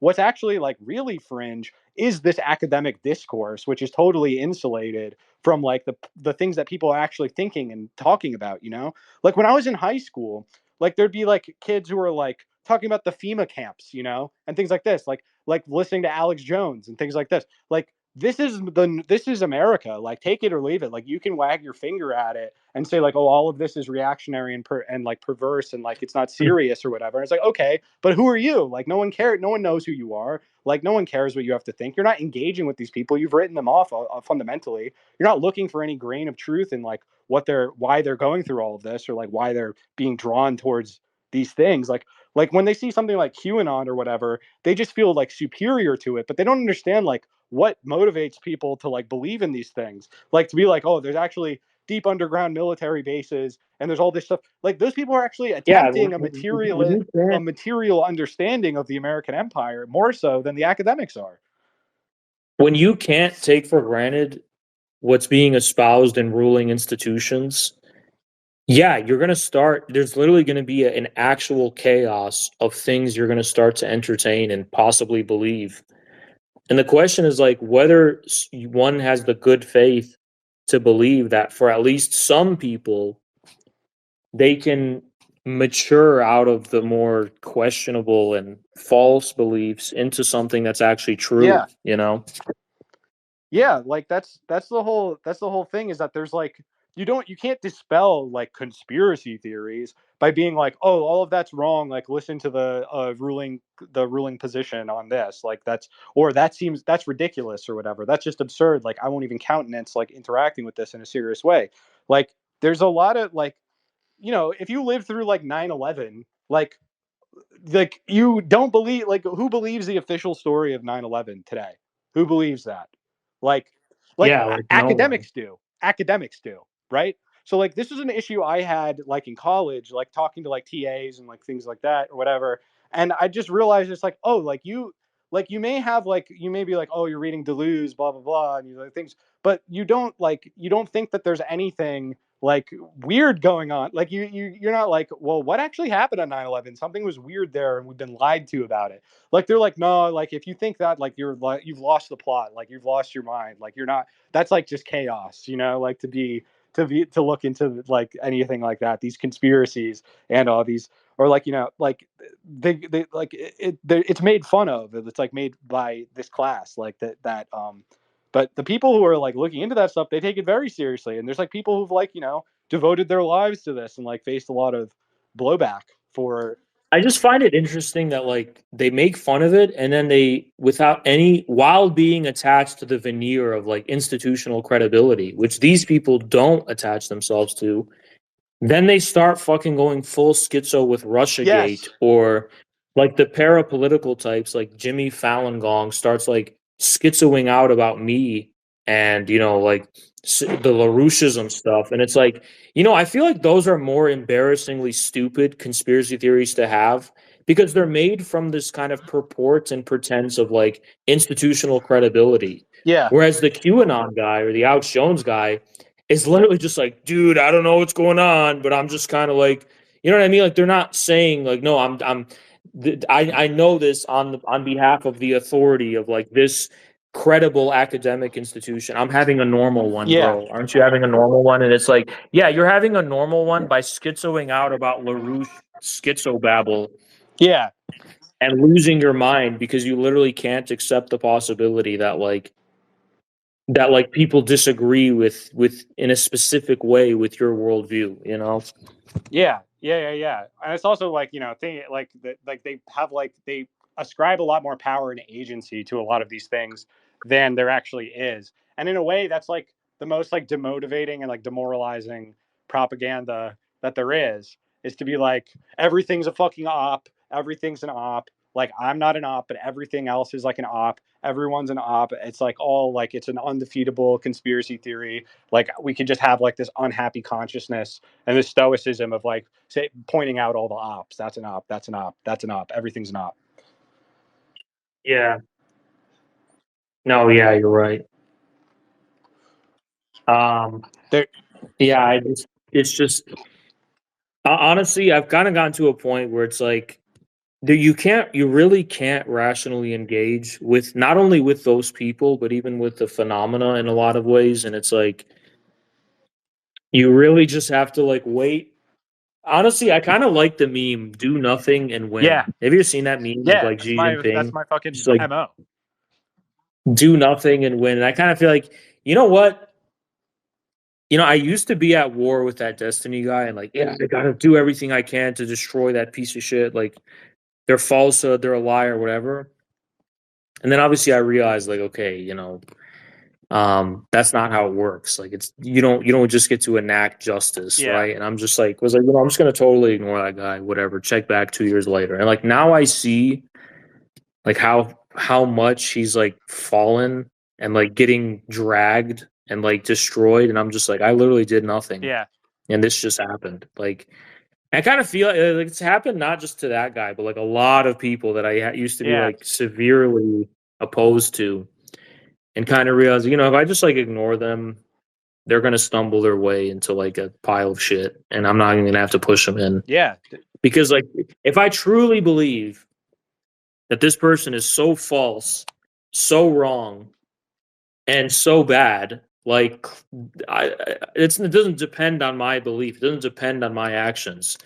That will actually reveal itself to enough people in due time, yeah, And I kind of feel like is how it works for like what's going on in the U.S. today. yeah, Like, you know what? Look, we don't need to overthrow the government. It's literally collapsing by yeah. itself. I agree, 100%. Like I That's why I've said been this the against other day. act. I was I'm like, always against activism in any like real sense. Like I'm not advocating for people to do any sort of destructive things. Dude, we don't no, have but to I right think about it and I'm like, okay, imagine like a Fed, DARPA, whatever DHS office. Like, do those people all agree with each other on politics or culture war shit? Like, I feel like they don't. And there's probably even they're divided by it. Even they're now. Yeah, polarized by the same thing that's polarizing the country. And I'm like, I can't imagine the government is united. I can't imagine it. And I'm like, we don't even need to, it's not even like us versus them. It's like, no, it's us versus ourselves, and everyone's going to get swallowed by it. And there's no way to prevent it. It's just going to happen. yeah, that's I've been on that tip for a bit. Like you don't like there's also nothing to be done immediately. Like there's no way to like do anything really to like fix things in the immediate presence. Like this is something that like it's like a cruel necessity of history that like we're living in this time of like a collapse of this empire, right? In that it we have to bear the weight of like the sins of our ancestors in a way, you know? But I think it's unavoidable. Like I don't know. I don't think there's like uh there's there's nothing's coming to like save this country except its own destruction. Michael Hudson always talks about he's like we're uh we're optimistic because we know this is all falling apart. They call us pessimistic because they say we think because everything's falling apart, you know? Like like I don't think that No, we're gonna like save this without going through horrors. Like we're already living through them, you know. to be honest, in a moment of brutal honesty, I'm just going to admit something, right? If 2024 happens and like everything just goes smoothly, and like 5 years from now, everything's just continuing as it is, that would be way more fucked up to me than if there was like an apocalypse. Like, imagine, like Zizek, for all his faults, he's mentioned this before. Like, the idea of nothing happening is actually a lot worse than shit hitting the fan. And not a lot of us like to admit that, but it's like the destruction of the system is actually like however bad it's going to be for the people in the short term, it's going to be so cathartic. And the idea of that not happening at all in any way, and this just continuing for like another 10 years, even forever indefinitely, is way scarier than the idea of like nuclear Armageddon to me. I'm going to be honest. The idea of the system never collapsing ever is way more terrifying than nuclear Armageddon. Like, imagine in 100 years from now, nothing changed. Isn't that way more scary than like a post-apocalyptic scenario? Like Nancy Pelosi's descendants are still the Speaker of the House, and it's just like it's just going on this, and they're having hearings about like TikTok or the equivalent of that in the future. That would actually be the greatest nightmare of all time. Hello?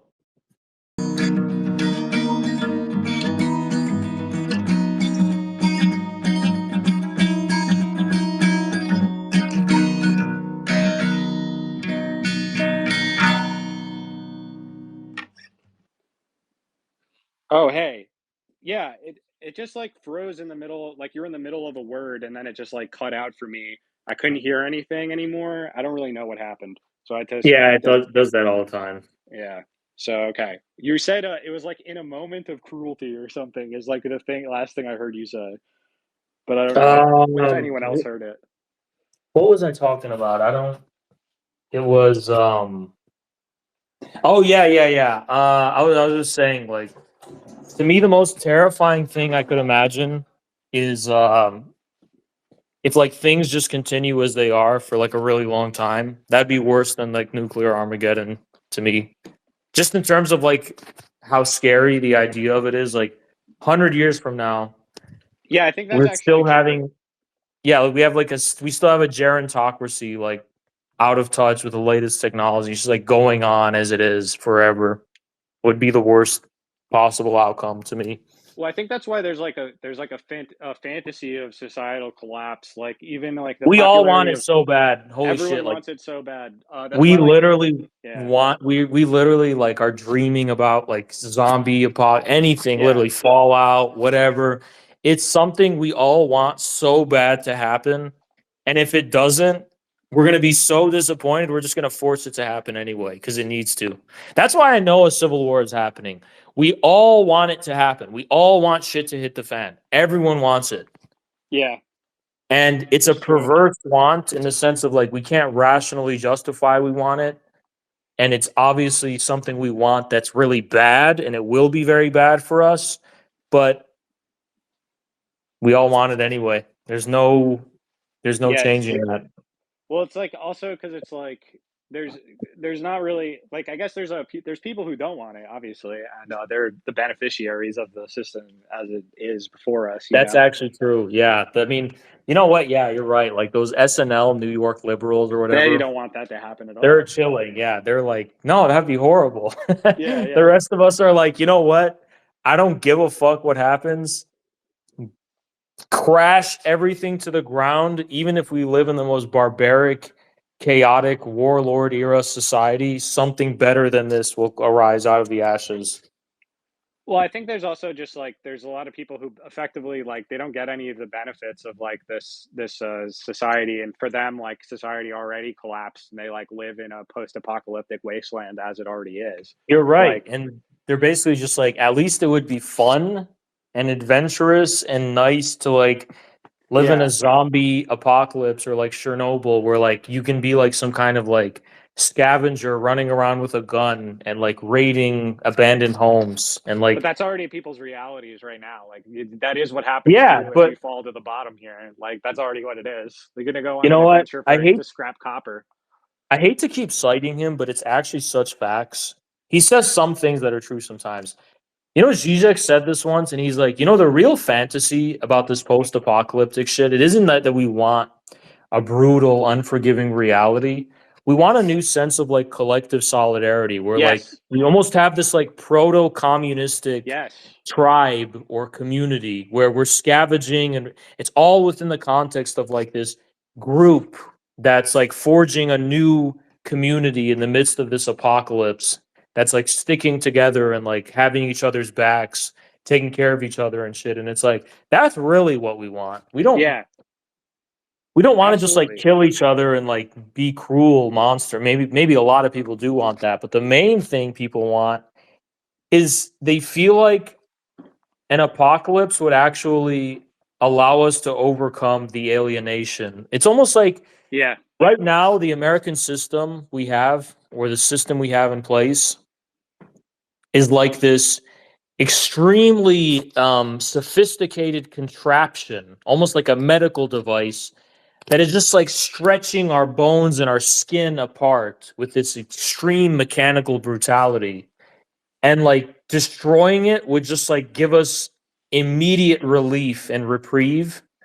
And it would be less alienating to literally be like a chaotic fucking jungle than the kind of like stable, relatively stable yeah. veneer of stability, I mean, Have that you we ever have seen now. Have you ever seen this is a great TV show from back in the day, kind of niche cult classic that I'm a big fan of. I grew up watching it when it was first on, and it was like very impactful for like my imagination, I suppose. Even very radical show, which I like. You know, they say this would never be made today, but it would never be made today, honestly. The show Jericho. You ever watch that from I back think in the I've day? heard of it, but I don't think I've So ever watched it. No. it's about like basically a deep state conspiracy within America to like do a like false flag like nuclear Armageddon. And then there's like a sort of civil war. This is like the larger context, but it takes place like you have like one of the characters is like an ex Blackwater mercenary who like goes back home to his hometown, and then like all these nukes go off, and they're having to like organize and govern the town. Like his dad's like the mayor. They have to like organize like the resources, etc., and like figure out what's going on and like make contacts with like the rest of like the like fallen world or whatever. I think there's even moments where like they get like rations dropped in from like the United Nation, and there's like things in like Chinese and different letter like things like that. They like don't know what's going on, and it's like a soap opera. Really, it's like very kind of like a Lynchian sort of soap opera that's set in this town Jericho after like the nuclear apocalypse in America.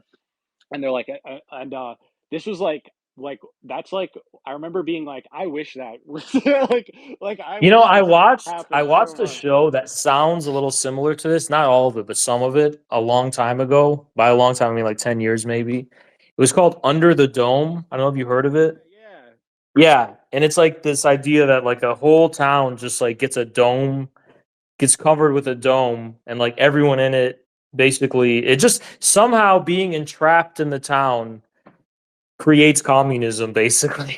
yeah, Everybody has to like work together and like pool their resources and all this kind of stuff. And it's like it's kind of similar. It's not exactly the same, but it's like yeah.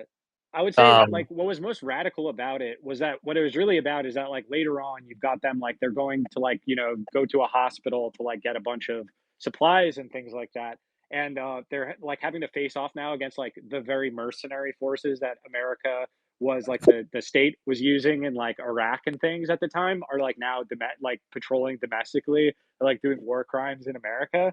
So it was like it has a very conservative um ethos wow. I to gotta it. watch what year is that from? I gotta This is watch from that like show. 2004 or something. Like it was like Oh a my really god, yeah. I'm gonna is what is that on? Is that I don't know. what I think it's network? actually been removed from a lot of streaming services. It's like a very like memory hold TV show that almost nobody watched. It was canceled You said after it's one called season. Jericho? Yeah, Jericho. Like the I walls of have to Jericho. watch that. It's Yeah, I'm fucking definitely sick, dude. watching that. It's fucking great. It was one of my favorite shows. I rewatched. Me and my brother used to watch it like every What the year. fuck?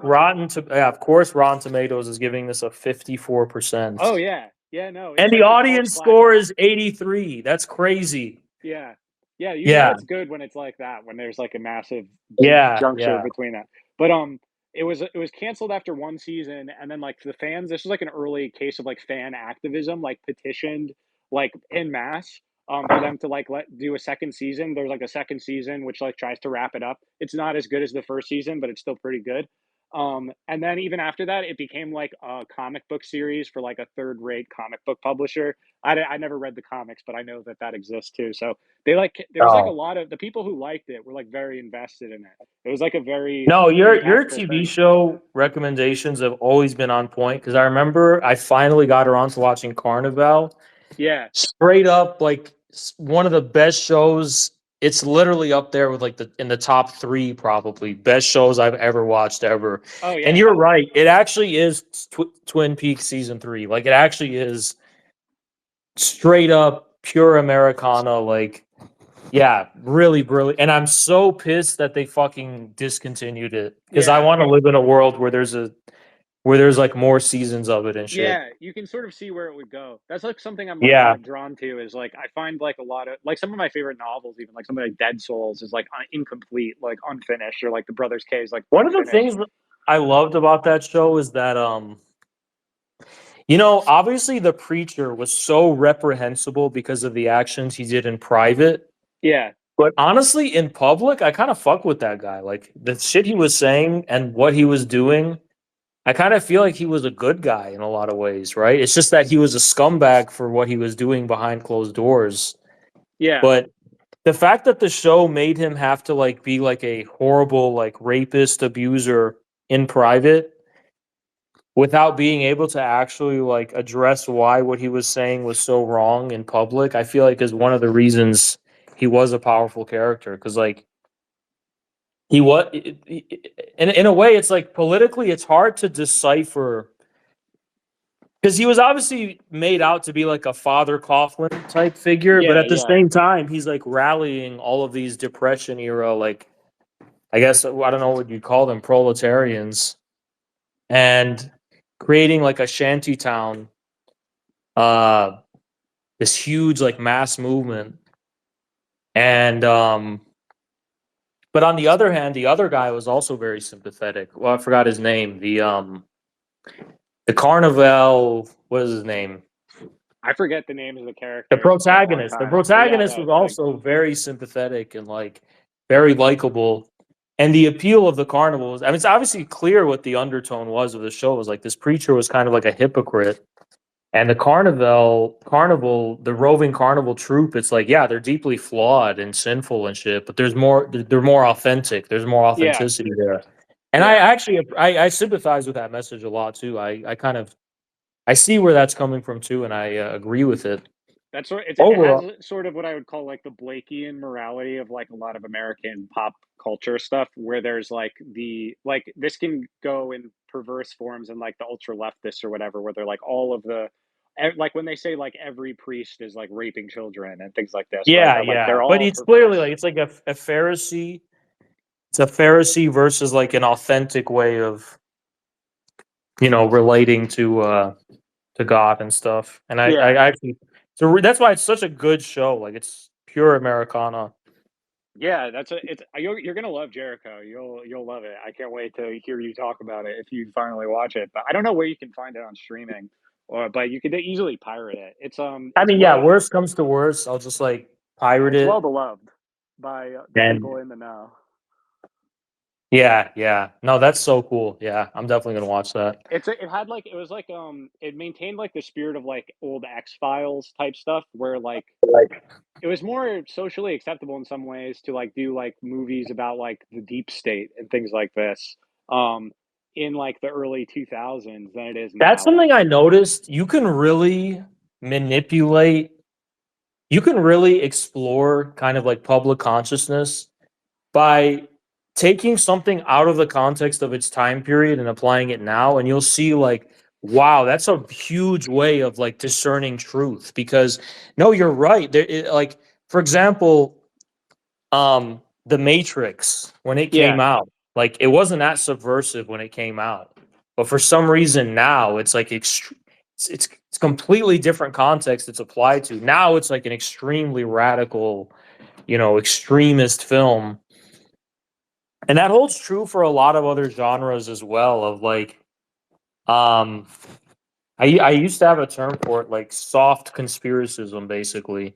that's really what Which all the you, culture war is about yeah, ultimately. yeah, Is that it's like what? So you're saying that like these things that were like we took for granted as like kind of effectively normal, not that extreme, like pretty if not like even commonplaces. Like the Matrix was like so popular and popularized, like changed like fashion and things like that in the 2000s and stuff. It was like an extreme like pop cultural moment that every like bullet time, like every kid on the playground was doing bullet time, like pretend, like you know what I mean. It had like such an impact. There's so many things like that where it was like just taken for granted, and then it's like we've uh we've had like a massive updating on like what is allowed in like official culture or whatever. Like there's been a big crackdown on this, and like that's really that's most people's motivate. Like even video games, right? There's Gamergate 2 going on right now, but it's really because people took for granted like this is like what a video game is like. Like these are the normal things it can explore, etc.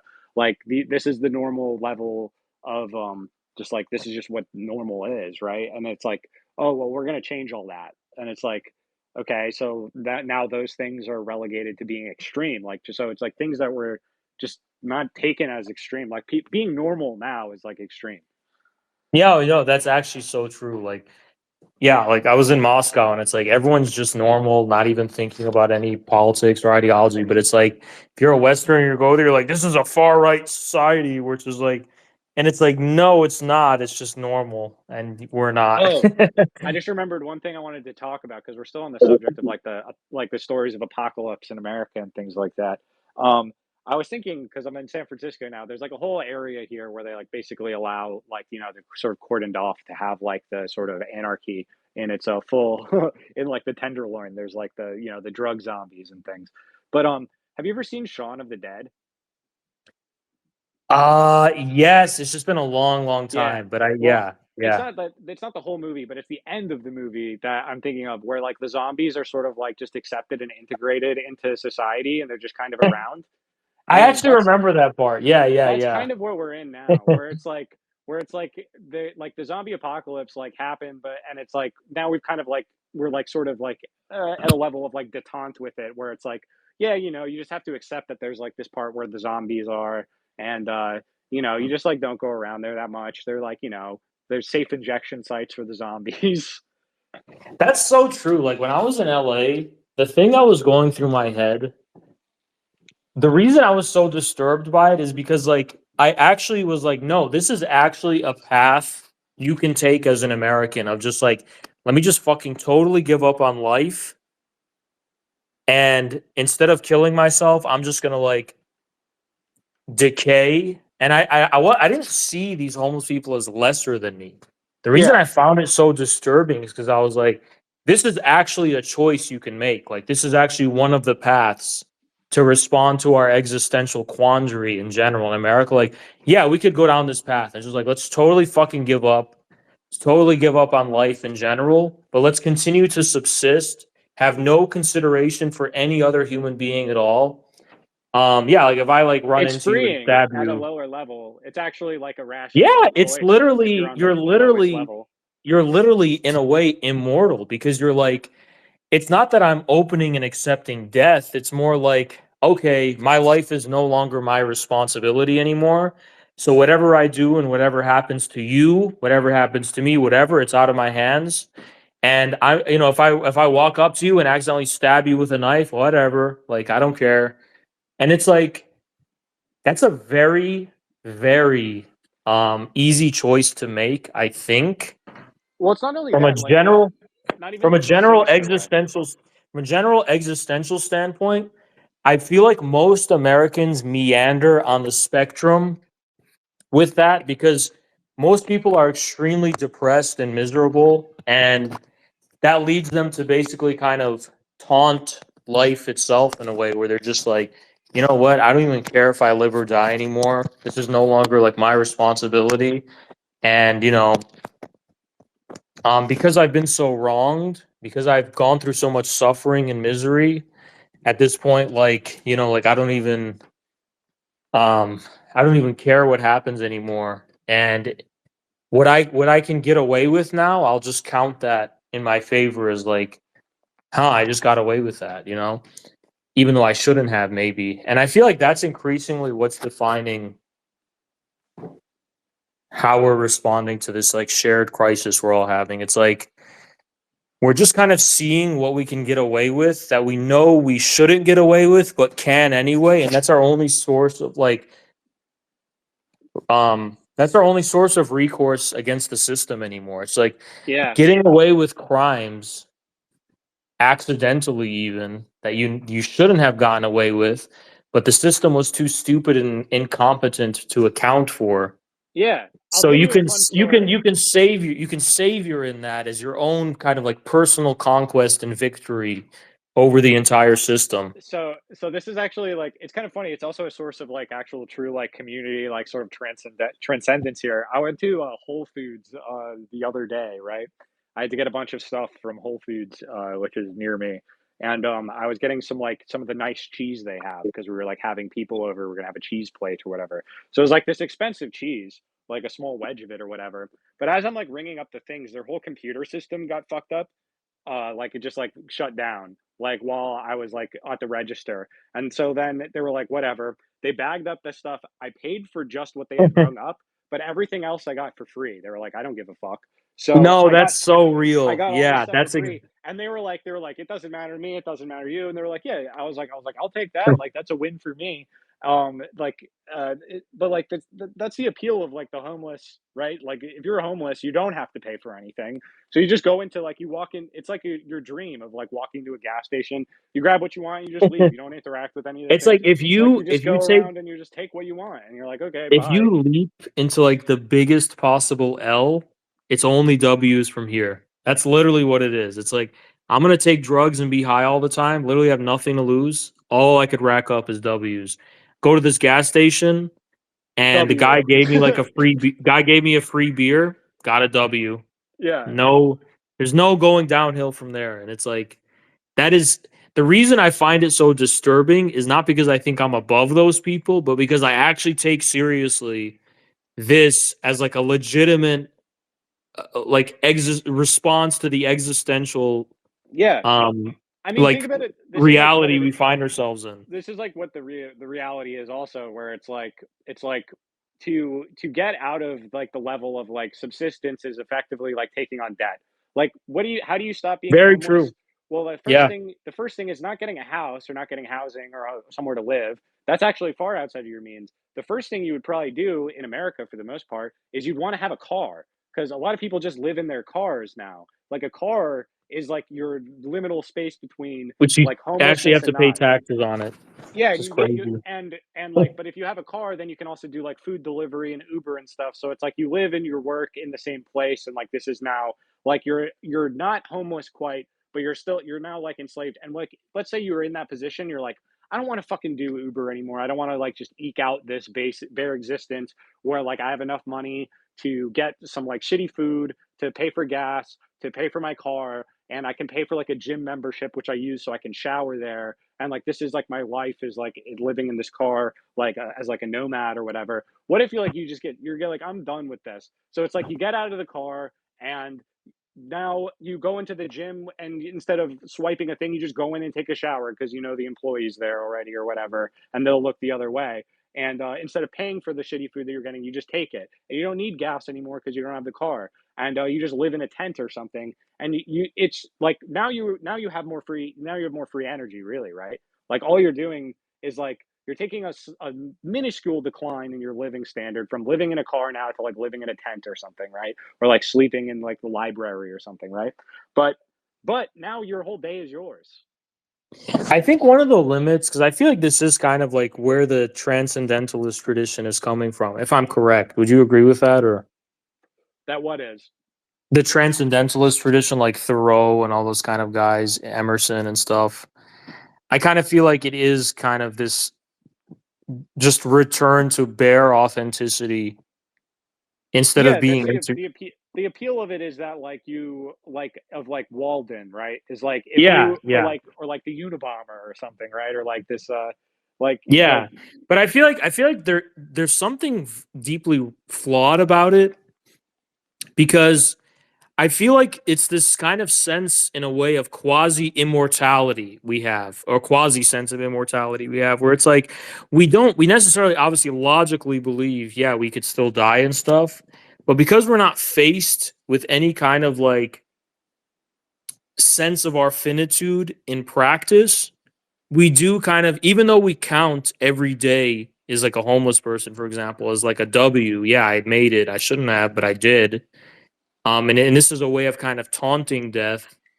I still feel like when you actually get to a near death experience, like you actually are like actually faced with the real possibility that you might die, it's kind of like a total oh shit moment, which yeah, snaps you out of that kind of like transcendentalist haze and then suddenly you're like it's like this extremely sobering moment.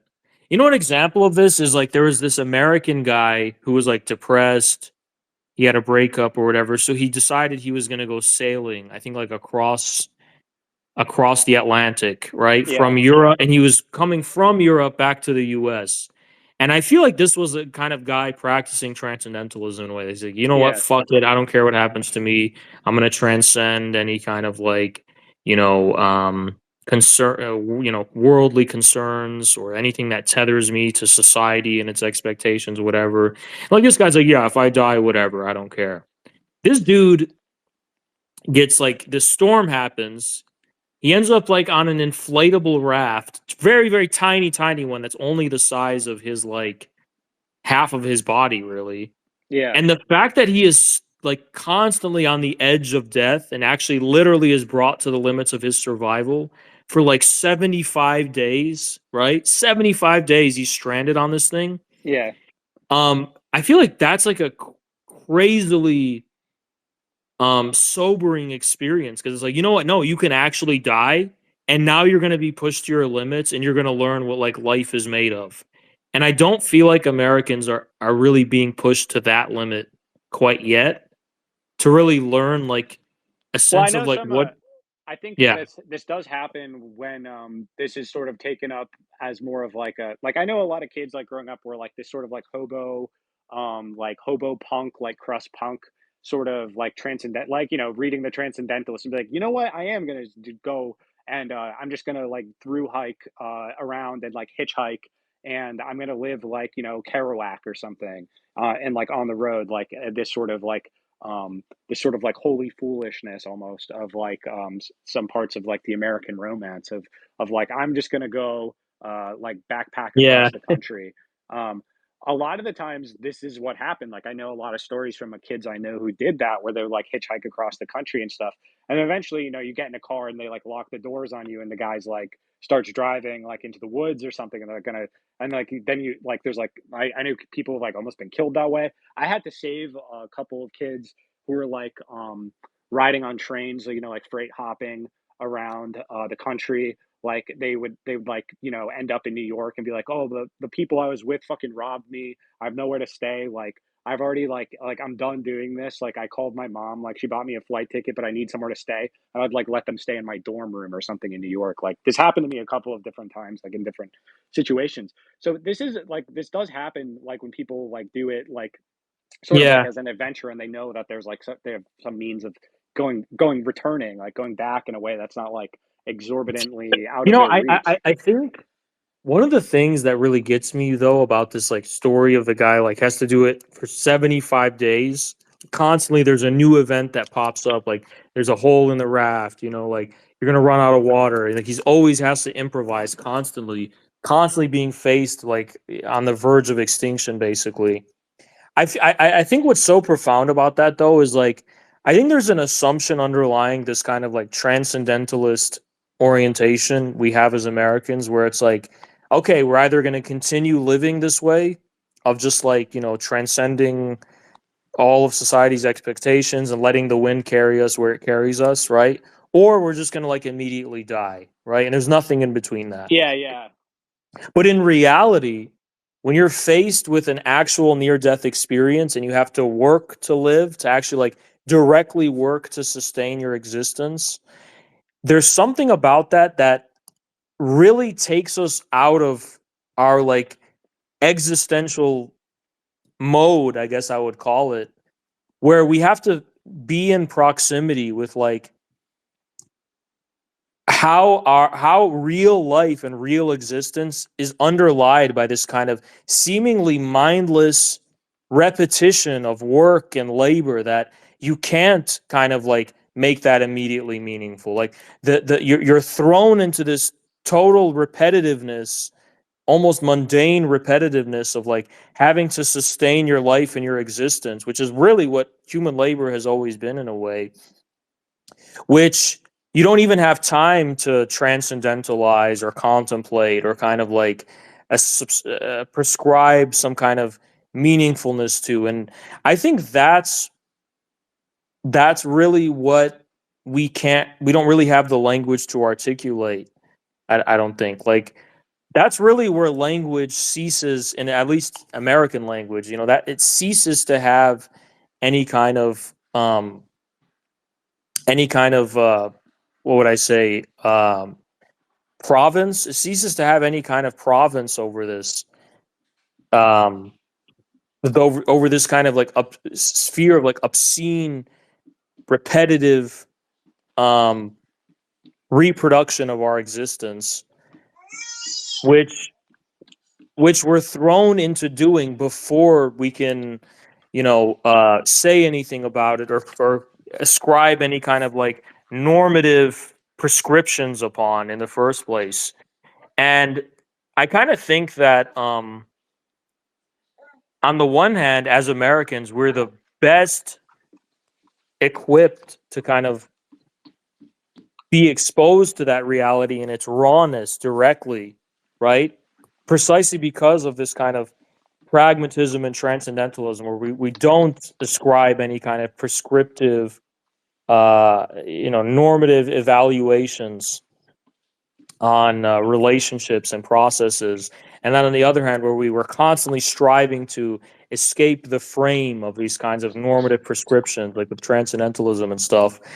And for the rest of the world, like human labor is easily integrated and domesticated in some kind of like nexus of meaningfulness and like history and civilization and culture. And that's not the case here. So on the Yeah. one hand, we are the least equipped to deal with this reality because of the lack of civilization and culture and stuff. But on the other hand, we're the best equipped to deal with it because we can actually confront it in its rawness and its purity without any of the kinds of like normative assumptions which define every other country or civilization's relationship to labor, basically.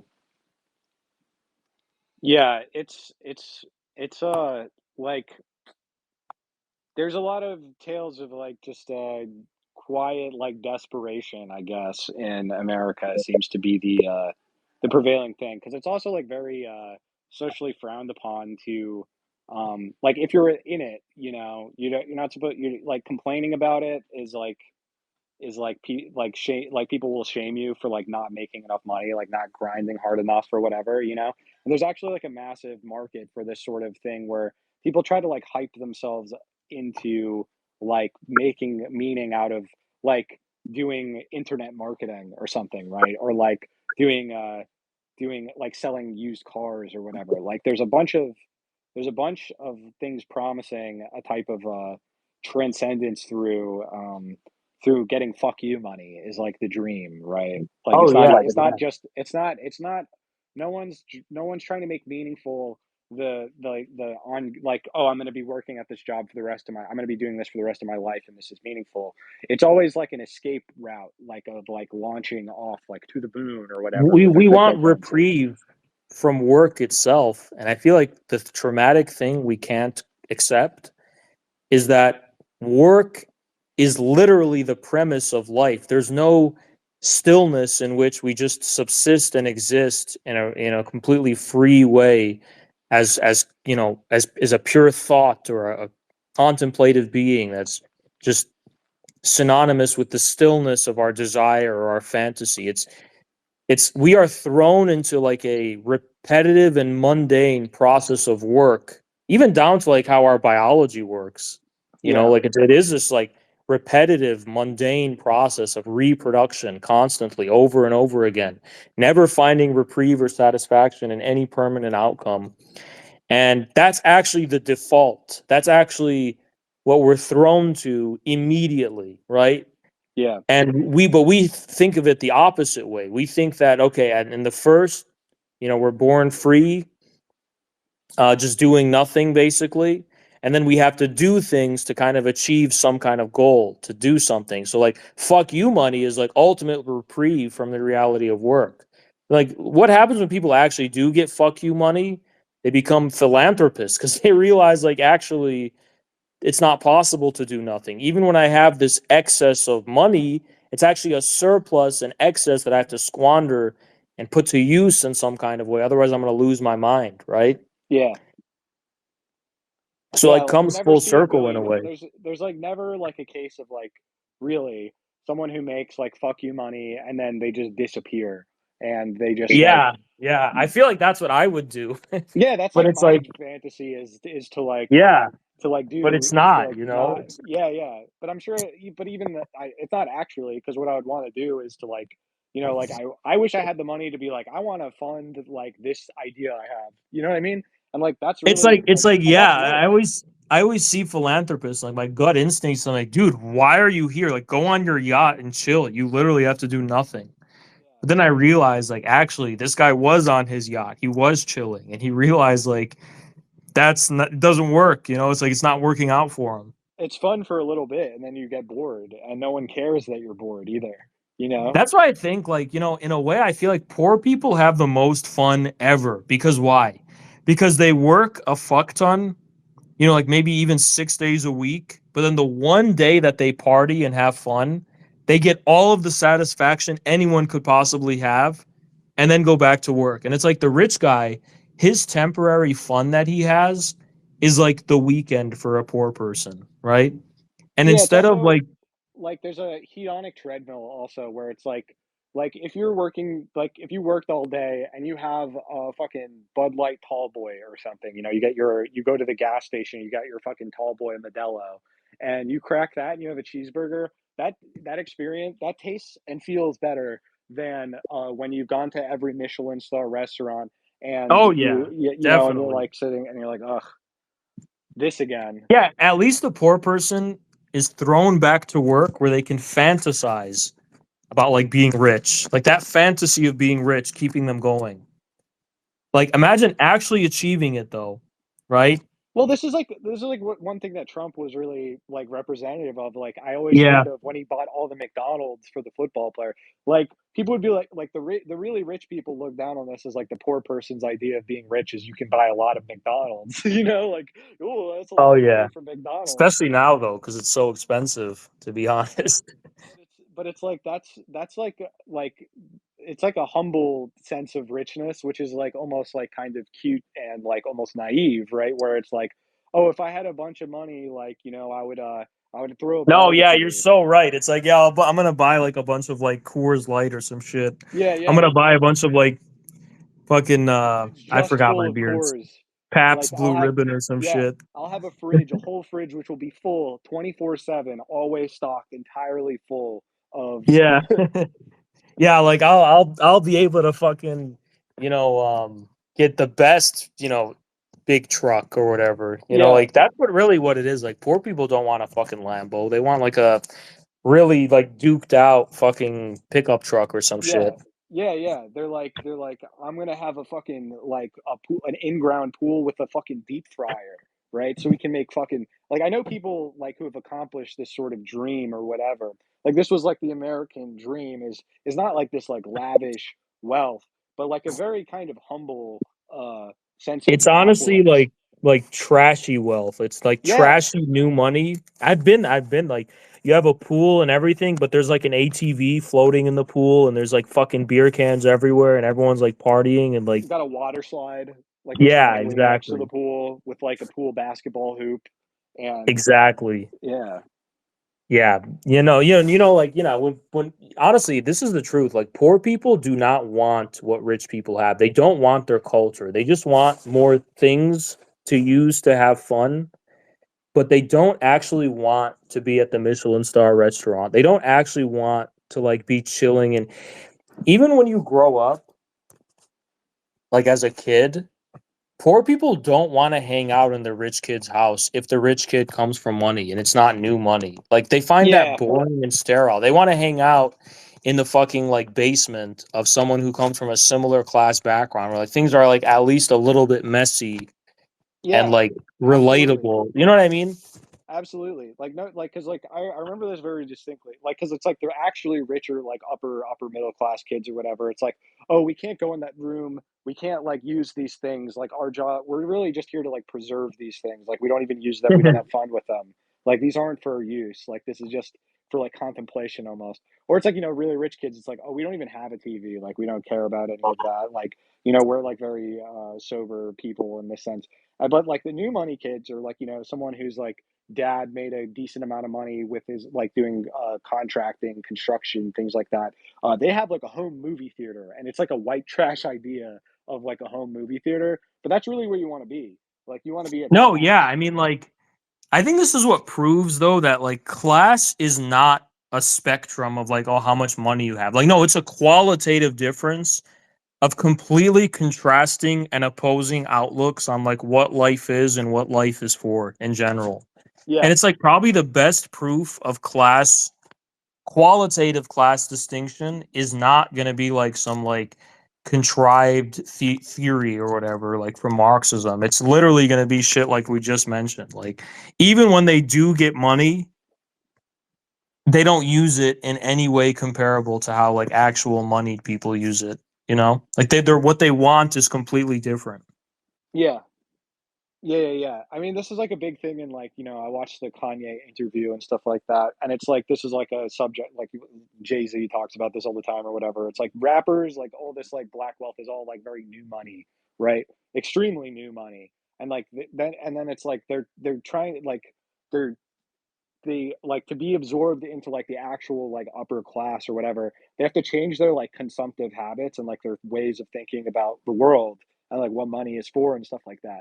Like Jay-Z is very different from like someone like Chief Keef, like or like Lil Yachty. Like Lil Yachty makes a bunch of money and he buys like some like garish like statues from movies and stuff and just like puts it up in his house because he's like, oh, I think that's cool. It's kind of like if you like the movie Blank Check, where like the little kid who gets like $1 million and like he like just buys like an inflatable like water slide and shit like this, like things that like that's like the new money idea.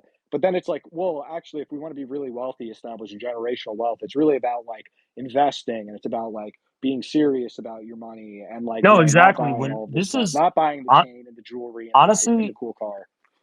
the thing is, like, people who actually make a lot of money are not the ones who fantasize about using money in any kind of way for like personal consumption Yeah, related reasons. The people who have money are the people who basically, that's why they're so cheap. Like, like ask a billionaire for like 5 cents and they'll be really stingy, right? yeah, yeah, I even on like an interpersonal level. And like the reason is because they don't see money in terms of personal consumption. They see it as a kind of like managerial currency. They see it as a way of like allocating resources toward managing things or building things or real, like it's like people who are like have investment banks wrapped around. Have you ever seen that show on Netflix like about Anna Delvey where she's like literally flowing like millions and millions of dollars in between her fingers to like fund projects of like art galleries and shit. And it's like, and she actually was like a total pretender who was totally broke, but because she had the right mentality of like not fretting over money a lot or seeing it as like a purely as a vehicle of personal consumption, she was able to somehow like trick all of the socialites in New York City to like basically like give her a bunch of money for free, and she'd be like, "Oh yeah, I'll pay you back later or whatever." And it's like, you know what I'm talking about or yeah, no? yeah, yeah. I feel like that's also like sort of like Epstein, like the class background of someone like Epstein and things like that. Yeah. No, if you have the right mentality, which is harder, it's actually harder to have the right mentality about money in terms of like if you really want to make a ton of it than to actually like grind and just like do it like purely on the basis of like selling things. Like if you have the right mentality, you can actually make millions of dollars effortlessly and easily, but almost no one can do that because it's like, what do you want the money for? You want it to obviously like realize some kind of desire that's probably misguided and misplaced in some kind of way. Like, even if you want money to like pay the hospital bills of your family member, like there's something so cruel about, I understand it's capitalism and stuff, but I feel like there's an ontological cruelness where it's like, oh, you want money to like pay your mom's hospital bills? Fuck you. No, you can't. As opposed to like, oh, you want this money to kind of like to open up this art gallery that's going to be really like the next big scene, the next big taste. Well, like, oh, you have to have it then, you know? Yeah, yeah, yeah. Yeah, yeah, yeah. Yeah, it's like Shark Tank. Yeah, yeah, yeah. It's like, yeah, the pitch of like paying your mom's hospital bill is just not very, it's not very lucrative, I guess. Yeah, there's what's in it for me?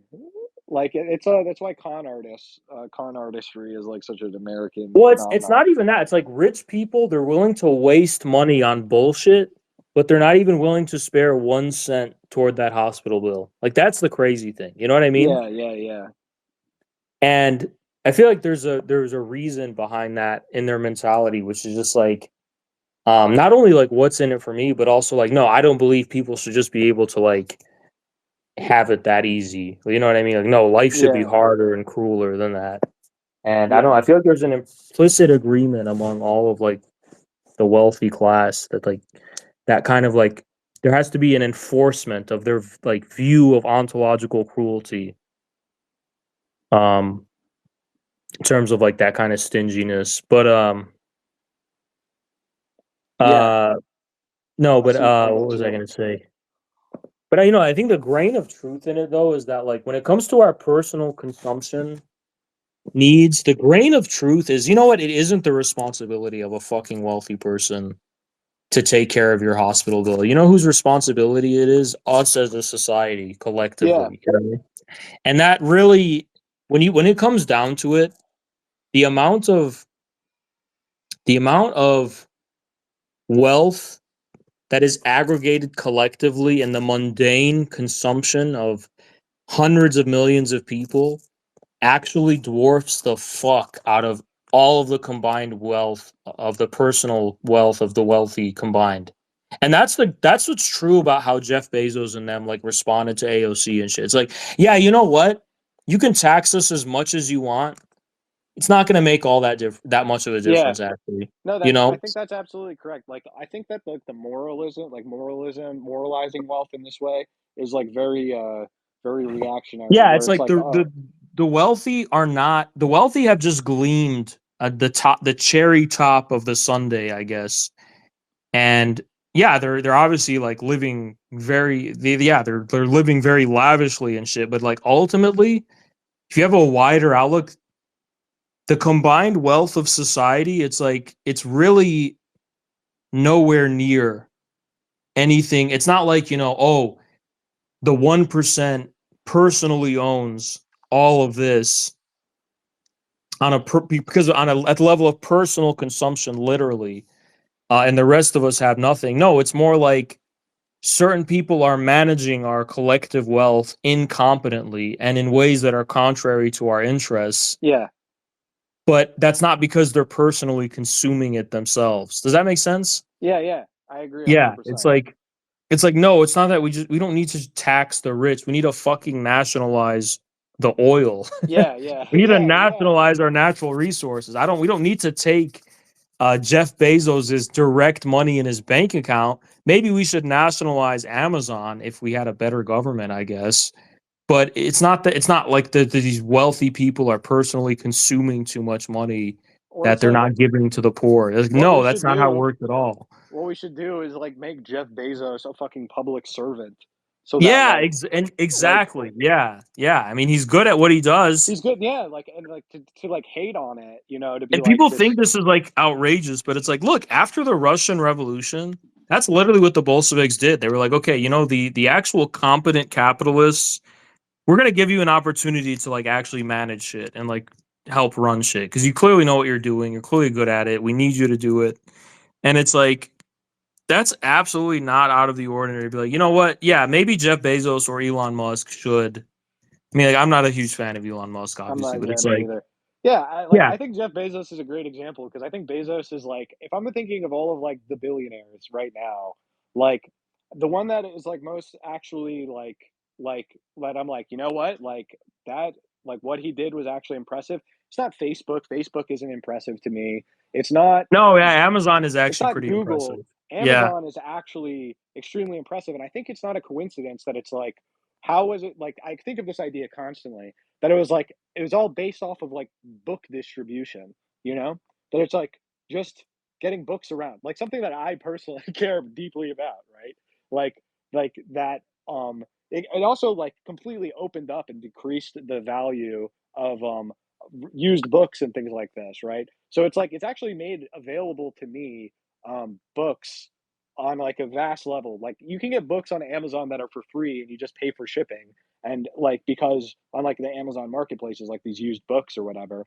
But if you like were to even find them at a used bookshop, they'd be like $10 or like you know what I mean? Like it's been a radical revolution of like supply chains and things. And I think that like people will like they lump all of these like billionaires together into like oh they're all like you know I parts of also have the another take, which is even more controversial, probably than that, which is that I actually think BlackRock should be seized and we should have Red Rock. And like, actually, this is a progressive technology of the yeah way it's like the way it's able to aggregate all of these like chaotic signals in the market and aggregate them toward like meaningful outcomes, like with ESGs and shit. I'm like, and then not just ESGs, but just like rationally allocating these resources based on investment capital and stuff. I'm like, you know what? This is proto communistic.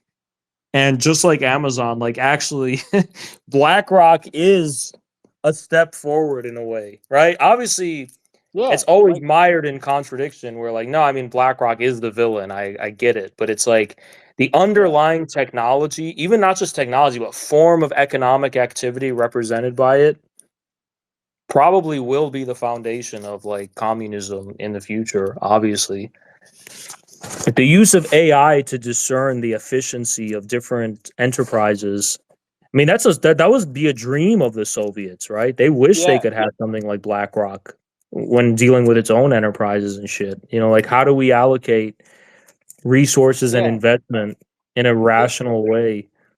the thing is that it's like we like the it's like just how these things are governed, like the things in of themselves are not like good or evil, it's like the use that they're put towards.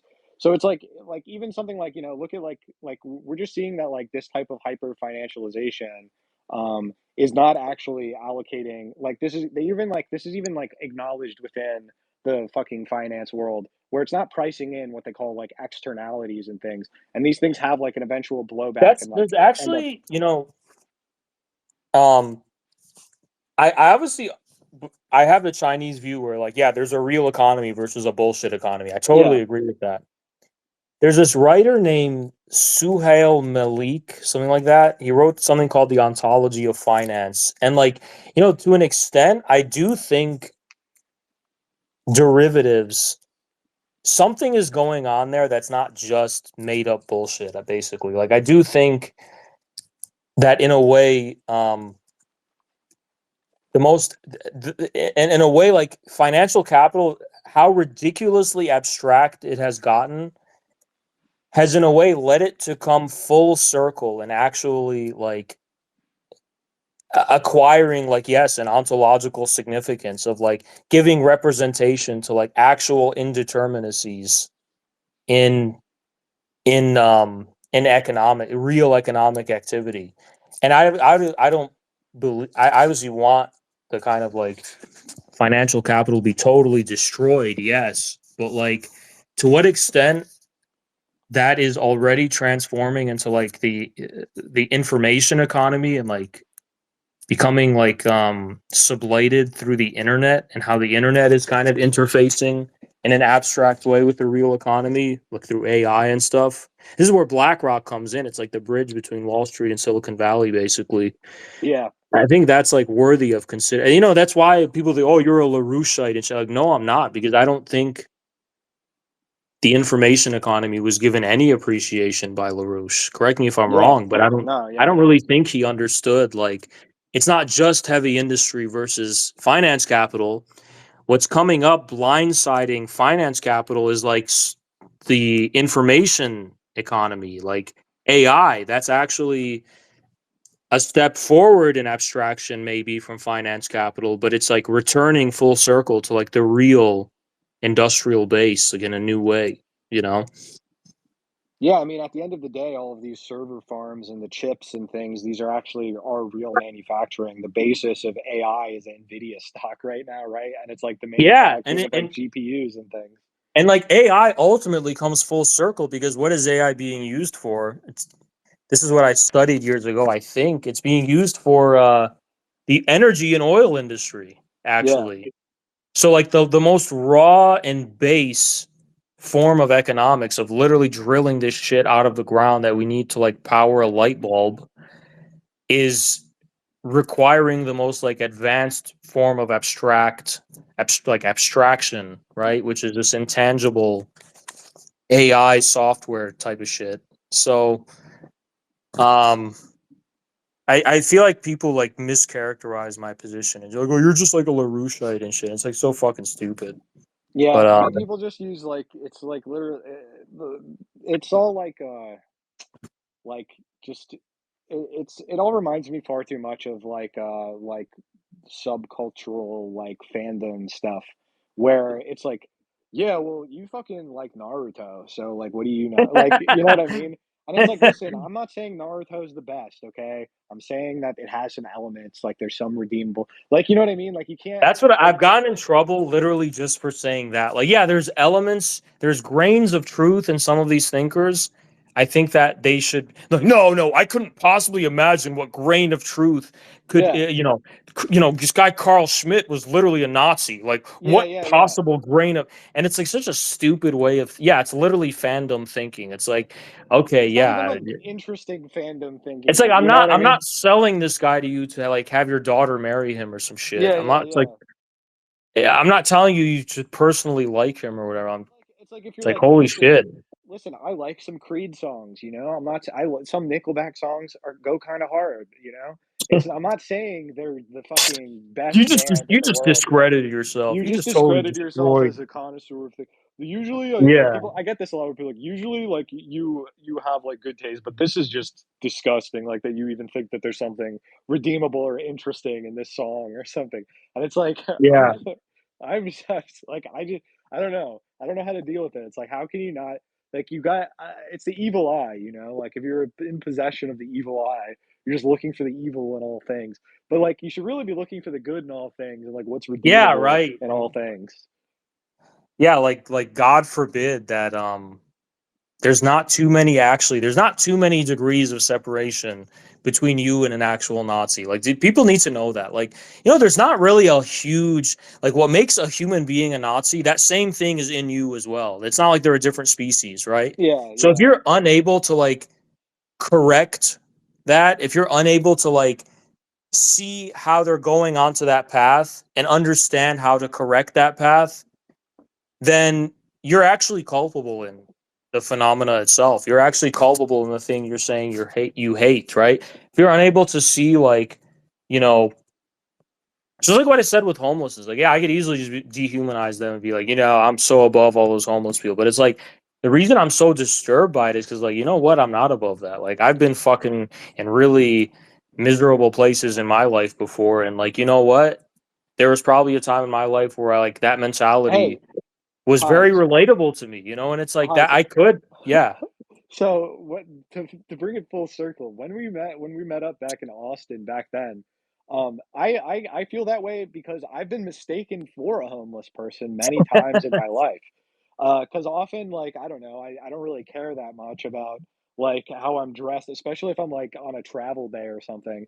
So I looked like complete shit, and I'm like carrying around like my lug, like a rolling backpack, right, in like the streets of Austin, and I'm just like waiting for this place to open. Like I'm like 5 minutes before it like opens, so I'm like just standing outside, like looking in, and I look like me, and I'm like, and they're like, it's paying customers only, you know? And I'm like, yeah, I intend to like buy stuff. Like I have a credit card. No, Like I like am homeless.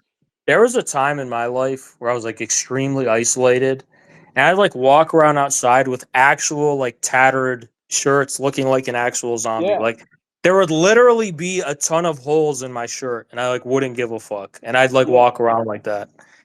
And yeah. like, yeah, so like I definitely kind of get it. I feel like it's just that because I know precisely what's wrong with it, and like how to understand why it's wrong, that's where like the source of the finding it disturbing comes from. So same thing with Nazism. It's like you could just pretend like you have this conceit of being like an ontologically good person, and this person is just like inherently, like evil. But it's like that's such a cop out from actually confronting the evils of Nazism.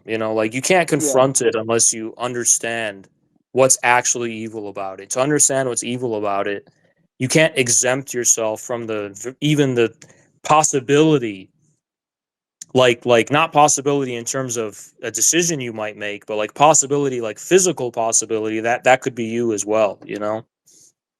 Yeah, I think that a lot of it is like people are like, "Oh, like I won't even like I there's a day it's like a there's like a taboo like a almost religious taboo around it where it's like, "Oh no, if I like read this thinker, it's going to I'm going to be overpowered by the unassailable logic and then it'll turn me into a Nazi." Like I have no like there's only like you know what I mean? Like I can either like ritualistically taboo be like, I will not even look at that. I can't even look at that. It's so abhorrent. I won't even look at it. But then what if I do look at it? Oh no, I kind of feel it's like, taken me over. Now I'm it.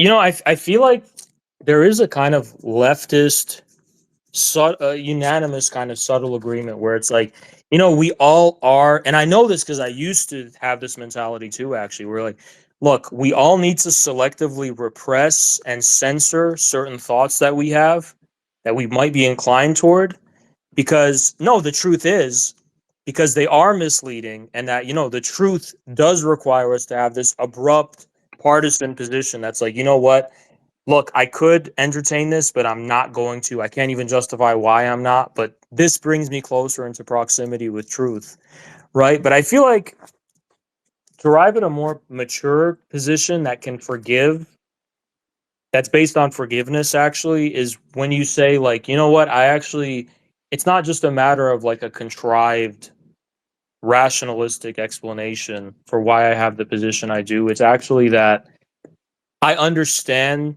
why my position is true and how that position can develop out of that chaos of like a huge diversity of different ideological beliefs.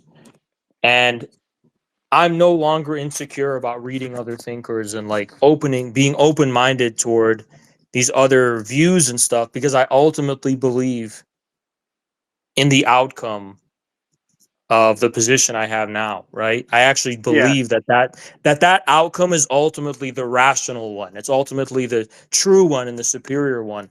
And I don't think leftists have actually arrived at that level of confidence. I feel like they believe that they need to repress and censor, I mean, in good faith, right? Themselves and others, just to kind of like have a clear relationship toward the position they have now is true. But I think that what they need to do is like ultimately forgive the very premises that give rise to their position, and confronting those premises may lead you to views and positions that, yes, you don't have right now, but you forgive them anyway because you ultimately believe the outcome will be rational way or true, Yeah. meaningful. But anyway, hate to cut it short, but I'm like No, I starving. think I gotta eat. yeah, I don't think we're cutting it short. We've been at this for a while. I think it's good. Yeah. Well, it's Yeah. been nice talking, to you, man. I think it was a good chat. We Yeah, covered a great lot of ground. talking. You gotta watch Yeah. Jericho. Please hit me up when you. I'm gonna hold you to this now because I'm I gonna think I'm you gonna will update enjoy you it. on what I think. I might even watch an Cool. episode or two tonight. Yeah. Yeah, it fucking rocks you. The first episode, the pilot, fucking, you'll be hooked. I remember when it dropped. It was amazing. Blew my All mind. right. Yeah, okay, for sure. I gotta eat right now. I'll see you later, All right. man. Peace out, bro. Peace out, everyone. Hope you enjoyed the space.